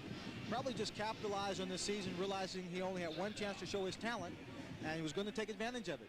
Sometimes when you figure you're going to start for 2 or 3 years, you tend to pace yourself. But Brent Fullwood hasn't paced anything this year. And of course, all of his problems off the field this year have not affected his play on the field. Bootleg by Berger. Picked off. Intercepted. Dwayne Garner. Dwayne Garner has an ill-advised attempt by Berger into double or triple coverage is intercepted. Dwayne Garner, a freshman on the USC Trojan football team. It's a good play action by Berger, but he puts the ball up in the air, and Garner's there to make the play. Intended for Lawyer Tillman. 4 turnovers by both ball clubs. We'll be back in a moment. Forward to that one. And meanwhile, here in Orlando, the Florida Citrus Bowl.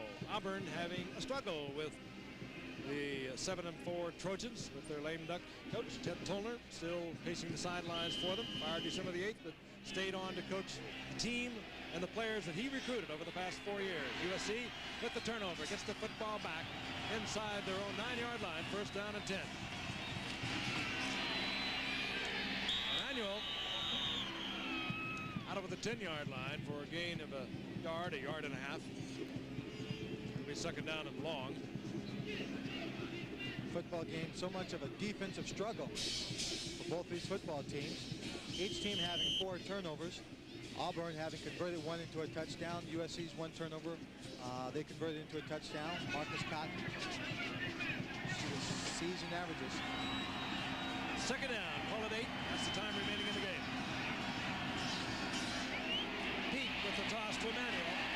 He tries to bring it back inside. He's hit at the line of scrimmage and squirts up for maybe a yard. It'll be third down long for Rodney Peete.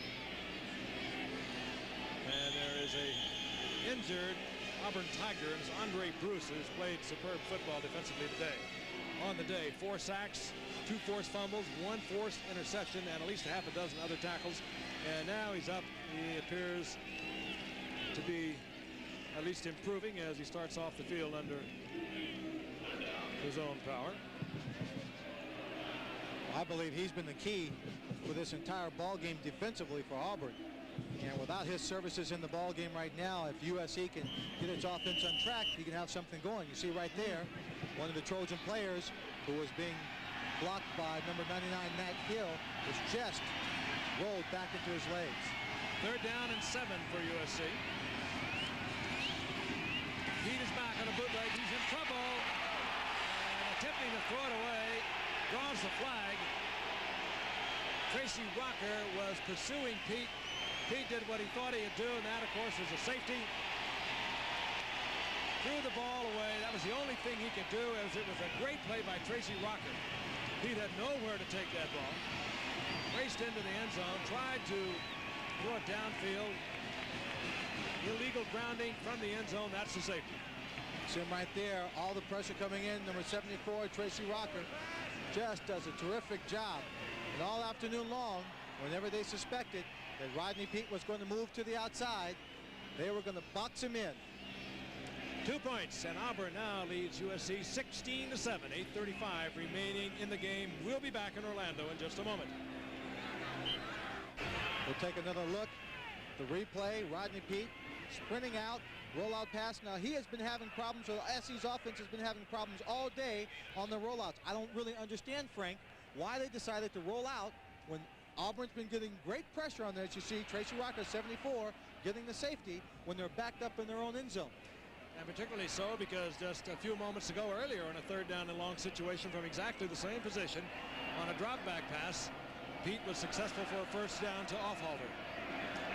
Following the 2-point safety for Auburn, USC will put it in play.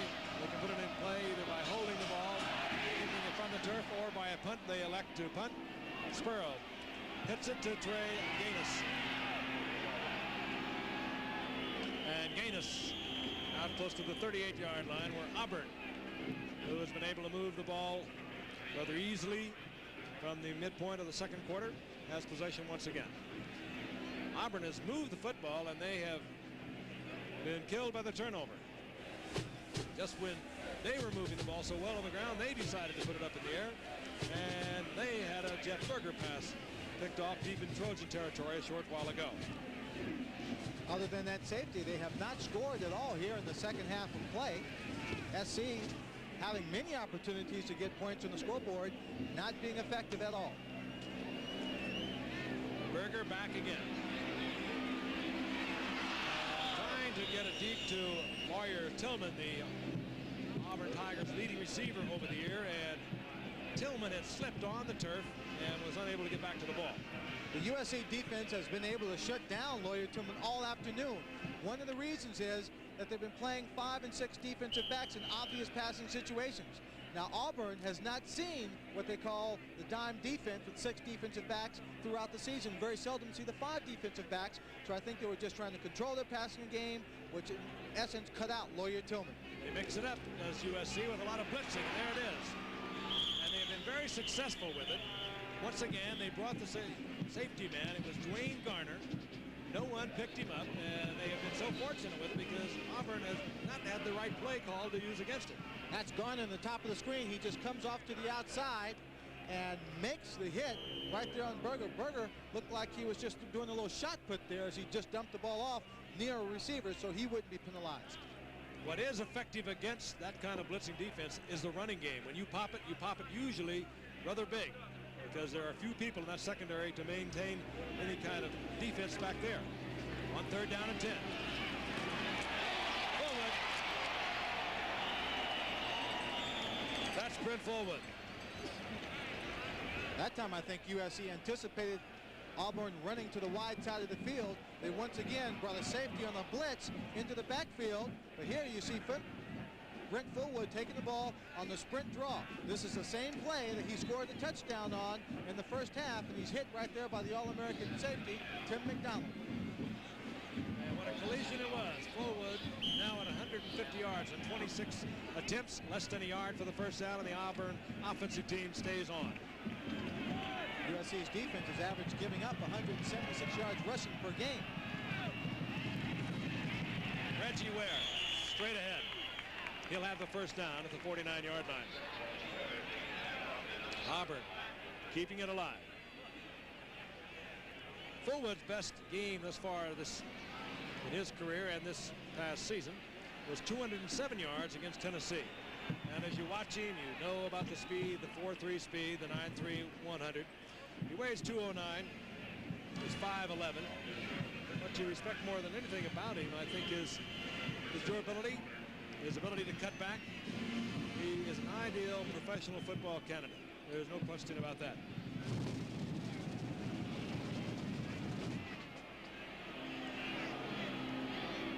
On first down. Tim Jesse. Jesse is chased down by Bill Stokes and dropped for a loss way back inside Auburn's 45-yard line. And landed, it's almost as though Auburn gets it in the right gear. They have things going just absolutely perfectly, and all of a sudden they do something different, get away from what has been successful, and they pay for it on each occasion. Well, I think they've felt that they've worn out the center of the line. Now we're going to bring in the fresh back and go to the outside. But take a look here as number 31, Bill Stokes, comes in to make this tackle. Watch where his hands go, right there on the shoulders and the face mask at the same time. Officials don't see it as he takes his hands off very quickly. Obviously, he was not trying to do that on purpose or to hurt him. Second down. Second down and 15. Berger, this time he reads the blitz, gets the ball to Walter Reeves. Now this is what you can do and do effectively against a blitzing defense if everyone is in sync. And that time, Berger and Reeves were. Tim McDonald, the safety man, was on the blitz. I've got all the smaller people, the defensive backs in the ball game, trying to put pressure on Auburn, trying to blitz them, force mistakes. That time, Jeff Berger, cool, poised. He had seen that blitz before, found his tight end underneath. He's a big tight end, 6'4", 242 pounds. 6:30 and the clock is ticking away. 6:30 remaining in the fourth quarter. Auburn leading USC 16-7. Third down and 2. Play action. Ball well hidden by Berger. Oh, that could have been an easy 6 points. Jesse was wide open. Would have had a full sprint to the end zone. In and out of his hands. And the sun comes out and is greeted by a loud roar of applause. The fake was good, but number 38, Lewis Brock, and number 6, Tim McDonald, were right there on the money, just to cause enough of a distraction to Tim Jesse where he couldn't make that catch. On fourth down, Shulman comes out. Punt for Auburn. Powering kick. Cannot be covered. Into the end zone. 42-yard kick by Shulman, but it will result in a touchback. And USC gets the football back at their only 20-yard line. 6:04 remaining in the game. All day long continues to blow. Auburn leading USC 16-7 with 6:04 remaining in the game. USC with a first down and 10. The ball at their own 20-yard line. Pete strong arms it on the out pattern to Randy Tanner, incomplete. I think it's fairly obvious at this point that USC has to put the ball in the air. They're going to need the big play. Rodney Pete has tried to put the ball in the air. I'd have to say so far in the afternoon he has not been successful. The 3 interceptions, just when you think something is going well, there's a turnover. Second down and 10.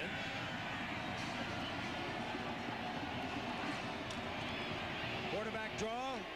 Set design play for the athletic skills of quarterback Rodney Pete. Out to 27-yard line. It'll be third down and a long 3. Mitchell was there defensively for Auburn, and of course the speculation is rife as to who will be replacing Ted Toller, the coach of USC. And right now the word that we have heard rather convincingly from out on the West Coast is that Larry Smith, the coach at Arizona, is the man who will be taking over for Ted Toller. We will be talking to Dr. Mike McGee, the athletic director of USC, in just a few moments about that situation there.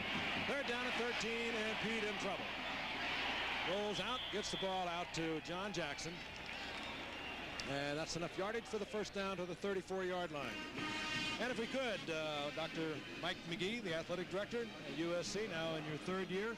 Ted Toller is out. The word that we have had is that perhaps it'll be Larry Smith, the coach at Arizona, that we will be looking at over the next few years as the coach of the Trojans. Frank, we've been at this process now since the December 5th announcement.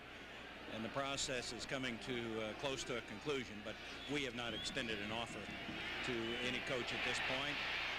And so that's a bit premature. You say in the near future, could you give us some sort of parameters as to terms of time? I would think that we're down to days, Frank, rather than looking at a week or two. Would you say that Larry Smith is one of the leading candidates? I would like to defer from that. He obviously has interviewed for the job, and as have several other outstanding people. But at this point, I think it's better that we hold off giving any further indication. Second down and 10, and the pass fired by Pete, incomplete. Andy Gigatino has also been mentioned. Can we continue with individuals that you perhaps have talked with? Well, it's been reported in the press. Artie, who's done a fine job on this staff, has been interviewed for the position. Dr. McGee, I think this has to be a very painful time for you. I don't think there's any question there was no love lost between you and Ted Toller. It had to be a very difficult situation over the past few weeks. Well, I think anytime you're in a lame duck situation, I think that we labored over this decision with a number of people associated with the university, including the president, long and hard, but felt it was in the best interest and made the move. It was a difficult decision. It was one that we arrived at with a good deal of regret. The players obviously were affected by the bowl preparation for the bowl. There's no way we could avoid that concentration problem. but I think they've done a good job in getting themselves ready to play.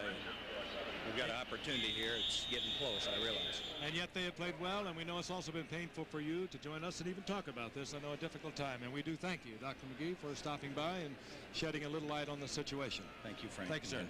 And we'll be back in Orlando in just a moment.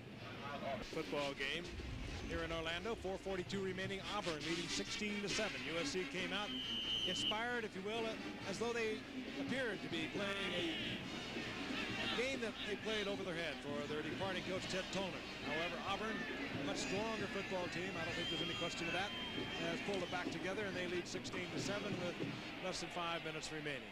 USC punting away. Chris Spurl to Trey Gaines, calls for and executes the fair catch at the 32-yard line, and there is a flag down.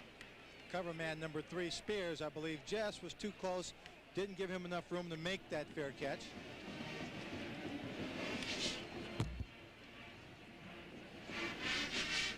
College basketball, Sunday, January the 18th. It's the season premiere of ABC Sports College Basketball Series featuring exciting doubleheader action. First, last season's NCAA Tournament Cinderella team, LSU battles SEC rival Kentucky.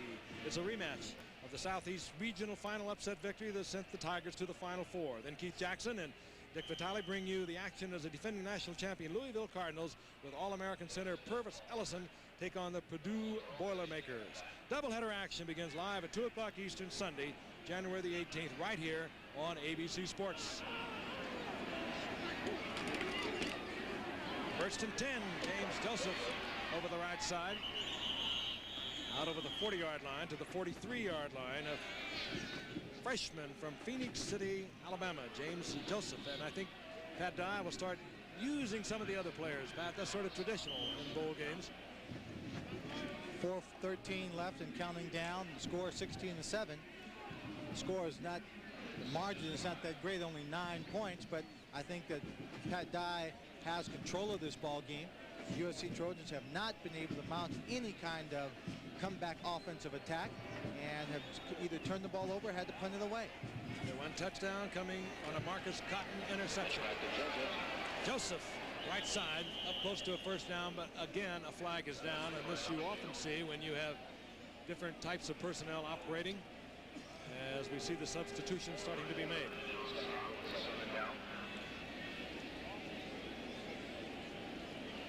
Options being discussed now with referee John McClintock, and it does appear as if it's going to work against Auburn. Auburn looking for its 500th victory with a win over USC today, and this man Pat Dye, as we see the holding indicated against Auburn, this man has been the most successful coach, at least in winning percentage, they have ever had. They have been playing football since way back in the 1800s. Today would mark on the offense. It is still second down. Today would mark the 500th win for Auburn. Auburn over the last 4 years, the Southeast Conference's winningest team with 36 victories. And in 6 years at Auburn, Pat Dye is 51-20. He has won 9 games or more 4 times in those 6 years, and this is the 5th consecutive year Auburn has been able to go to a bowl. Second down and 15, and James Joseph back to the line of scrimmage, and that's it. Chevrolet Scholarship players of the game are Andre Bruce, who played a great game defensively, and Marcus Cotton. Andre Bruce from Auburn, Cotton, of course, from the USC Trojans. Each school will receive a $1,000 donation to the General Scholarship Fund in each of the players' names. We congratulate our players of the game, Andre Bruce and Marcus Cotton. Marcus Cotton, of course, accounting for the only Trojan score, a 24-yard interception off Jeff Berger in the first quarter.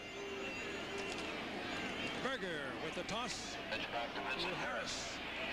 And Harris tries to turn the corner, but nailed at the 35-yard line to bring up 4th down. And there is Bruce, who played a superb game before going out a little earlier with what appeared to be a sprained ankle. But he was everywhere. 4 sacks for Bruce, a lot of hurries, and all over the field all afternoon. Certainly the entire ball game has been a defensive battle between both these teams, with Andre Bruce providing the big plays and key plays and stopping the Trojans from ever mounting a real offensive attack and keeping them on their heels. Brian Shulman to punt for Auburn. Randy Tanner deep for USC. Blocked. And it goes out of bounds inside the 10-yard line. Louis Brock. Louis Brock was there to block the punt of Brian Shulman. And so USC will have a great opportunity. They've been coming in, not really attempting to block any kind of punt before, and seemingly were close. This time, they pulled out all stops and sent everybody in. Lou Brock coming up with the block punt right there. And the Trojans, who have been able to threaten offensively, now have a wonderful opportunity. They'll have a first down, goal to go. They trail 16-7. There he is, the son of the famed Lou Brock, who we talked to earlier in the game, is having an opportunity to watch his son, and he has just seen his son make a very big play for USC. Pete on a rollout. Has to throw it away as Pete was pressured. And it is Nate Hill who has replaced an injured Andre Bruce, who was right in the face of Rodney Peete, forcing him to throw that ball before he wanted to.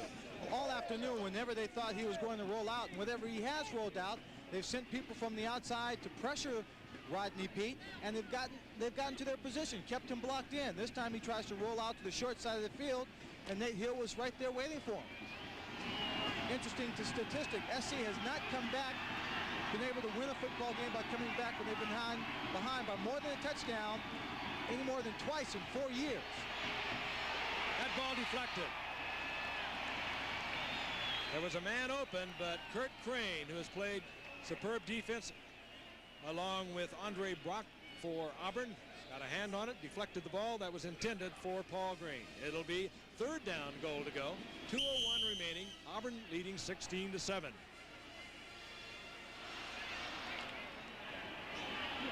USC has 3 timeouts remaining. Auburn has a pair. Pete.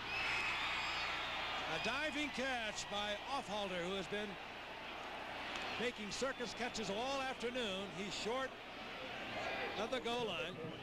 I don't believe there's any question what we are going to see happen here. Now, when you see this low angle, you're going to say, why isn't it a touchdown? He appears to be in the end zone. And indeed, his feet are in the end zone. But the ball does not break the plane right here.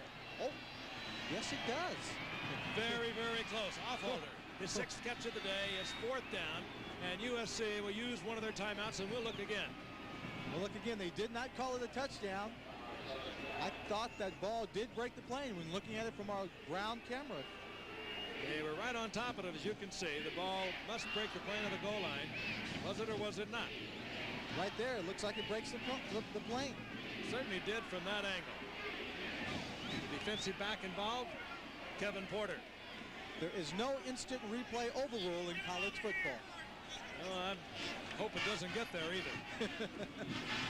Right now, Ted Toner wish he had one. We'd be here for supper.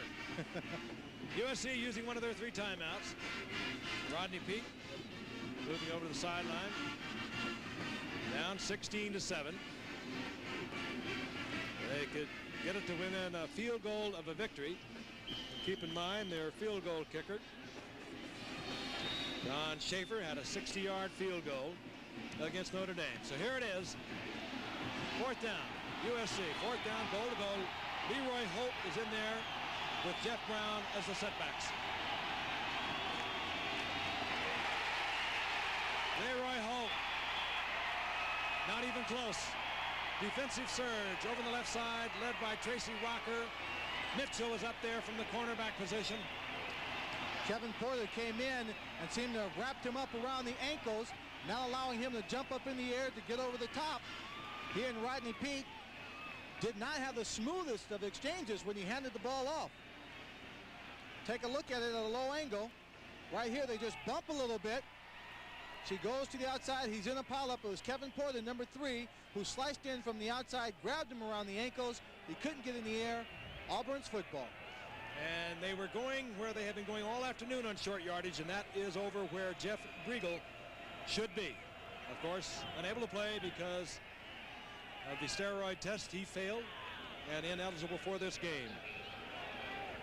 Team rushing for USC, 44 yards on the day. And while we have heard so much about the offense led by Brent Fullwood of this Auburn team, they have played superb defense today. 1:32 remaining in the game, and we'll be back in Orlando right after this. At the Florida Citrus Bowl, we'll be going to the USF&G Sugar Bowl, where Nebraska will meet LSU as soon as our game is concluded, or right after it's concluded. 1:32 remaining. Auburn first down and 10, the ball at their own 3-yard line. They lead USC 16-7 after turning back a 4th down, a goal attempt by USC from inside the 1-yard line, and that had to hurt Ted Tolder. Well, it certainly did. He wanted that touchdown very badly. Give his team a little lift there, put them closer to this ball game. With a minute and a half left in the game, you know, you feel like you really do have a chance to come back and win the ball game. And as we look at Ted Tolder one more time, I'll have to say this man has handled the situation with such class, such style, such dignity. I know many people in the pro ranks thinks very highly of Ted Tolder. There is no question in my mind that he will turn up somewhere. It was Gil Brandt, I think, who spoke so highly of him a few years ago. He's had a great background, 24 years of coaching at high school, junior college level, 8 years at San Diego State, a year at Brigham Young, where he was associated with Jim McMahon. More than anything, better than his record, he's handled this situation so well. Brent Fullwood over the right side.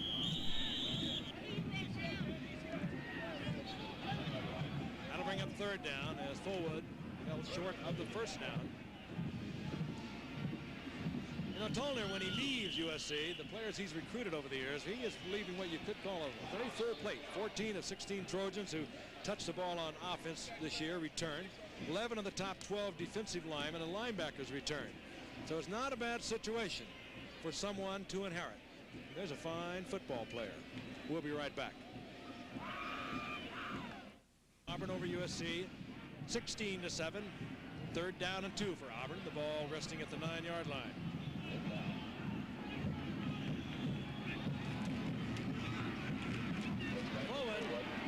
Short of the 1st down. The surging defense on the part of the Trojans are thanks to Malibu, Kelly Hayes, our spotter today here in Orlando, George Hill with all the stats, and all of the people here at the Florida Citrus Bowl. They've made such a worthwhile event to be involved with. It's been a fun week for the football players, all the officials from both schools. They do a superb job here. We are delighted that we had the opportunity to share in it. Brian Shulman to punt now for Auburn. Randy Tanner has dropped for USC, respecting Shulman and a brisk wind at his back. Tanner's all the way back to his own 40-yard line, and Auburn, that's all the time they can run down. It takes us down to 29 seconds. Don't forget, we'll be going very shortly to New Orleans, the USF&G Sugar Bowl, where Nebraska meets LSU. Two very strong teams. Bill Arnsparger, former coach of the Miami Dolphins, former coach with the New York Giants, in his final coaching role for LSU before he takes over as athletic director of the University of Florida. And at halftime down there, they'll be talking to Ray Perkins, another former coach of the New York Giants, more recently with Alabama, who yesterday agreed terms with Tampa Bay owner Hugh Culverhouse to take over the reins of the Tampa Bay Buccaneers. He'll have some fun for a couple of years building that. Shulman's punt was blocked last time, as you might recall, by the Trojans' Lewis Brock. And that will be their intent and purpose on this particular effort. Scooped it up. A low kick, the kind you can bring back. But in this case, not that far. The major problem with returning a punt like that, a line drive of 50 yards, when you attempt to block it, is that you've got nobody blocking for the guy who catches it. If you're Tolner, you have to think big. If you're thinking you're going to do anything at all and pull out a miracle, some sort of dramatic thing, you've got to think we've got to get one very quickly. Auburn, of course, thinking the same thing. They bring out the extra defensive backs, and they'll have them positioned to let almost anything happen in front of them, but nothing behind them. That picture of Ted Tollner tells the whole story. Exasperation, opportunities to win the ball game this afternoon, but his offensive unit in particular falling short. Paul Green was hit by Alvin Briggs, and he stays down and now being assisted to his feet. USC cannot stop the clock. No timeouts remaining. And I think this is a legitimate stop of the clock by the officials, as Paul Green was really shaken up on that hit by Alvin Briggs. Whenever you see a receiver go up in that position, arms outstretched for a ball, he is open season for any defensive back in the neighborhood. And you hope when you get a shot like that, that it's only the wind knocked out of him, not a couple of bruised or broken ribs. Second down and 10. Again, a reminder, if you're driving, drive ever so careful on this New Year's Eve, and a Happy New Year to each and every one of you. Pete is picked off for the 4th time today. Arthur Johnson down the sideline. Finally taken from behind by John Jackson. 3 seconds remaining on the clock. SC's second straight bowl loss to the Southeast Conference team. Last year, of course, it was the Aloha Bowl and Alabama. And the 500th victory for Auburn University over their storied and fabled football history, going way back to the late 1800s. That turnover, the 5th for the Trojans, the 4th interception by Rodney Peete. And I think you, in any game, Frankie, you find a young man who has that much pressure on him, or the offense is being told, or he's being told he's got to be the key and lead this team. You very often will have those kind of mistakes. Unfortunately, he was not getting any kind of support. And again, if you were with us a short while ago, we talked to Dr. Mike McGee, the athletic director of USC. Would not say other than he has interviewed many candidates, but he did say the coaching situation, now that Ted Tollner has completed his coaching career at USC, Mike McGee did say that would be resolved very shortly. Did not specify the amount of time, but he did say that it would be resolved within days. And once again, I'd like to say personally this about Ted Tollner. He has handled a very difficult situation with class, with style, and he is leaving, as I mentioned earlier, Lynn, a very full plate. Whoever takes over this job is going to have a lot of fine football players to work with. And when he leaves this much talent, they're going to expect a lot of things from that new coach that comes in, whomever he might be. But certainly this afternoon, he tried to put together a team that played its heart out. And there you see Pat Dye, the winning coach, a man who has an outstanding program at Auburn University. Indeed, coming off a 9-2 season. He told me yesterday, he said, this is a football team that played as good as we can play. We don't know how good we are going to be down the line, but we do know that we have a lot of young football players that like to play this game. Very successful. The winningest coach percentage-wise in the history of Auburn University. Brent Fullwood on the day, 28 carries, 152 yards, 1 touchdown. We'll see a lot of him in the NFL, I'm sure of that. This ABC Sports presentation has been brought to you by Florida Citrus, fresh from the Florida Sunshine Tree. Mitsubishi, who invite you to test drive and experience the new 1987 Mitsubishi car and truck. Mitsubishi, perfecting the experience. Once again, the final score, Auburn over USC 16-7. Stay tuned for continued bowl action as 5th-ranked Nebraska takes on number 6 LSU in the US F&G Sugar Bowl live from the Superdome in New Orleans. Promotional consideration was paid by the Florida Citrus Commission, and this has been a presentation of ABC Sports, recognized around the world as a leader in sports television.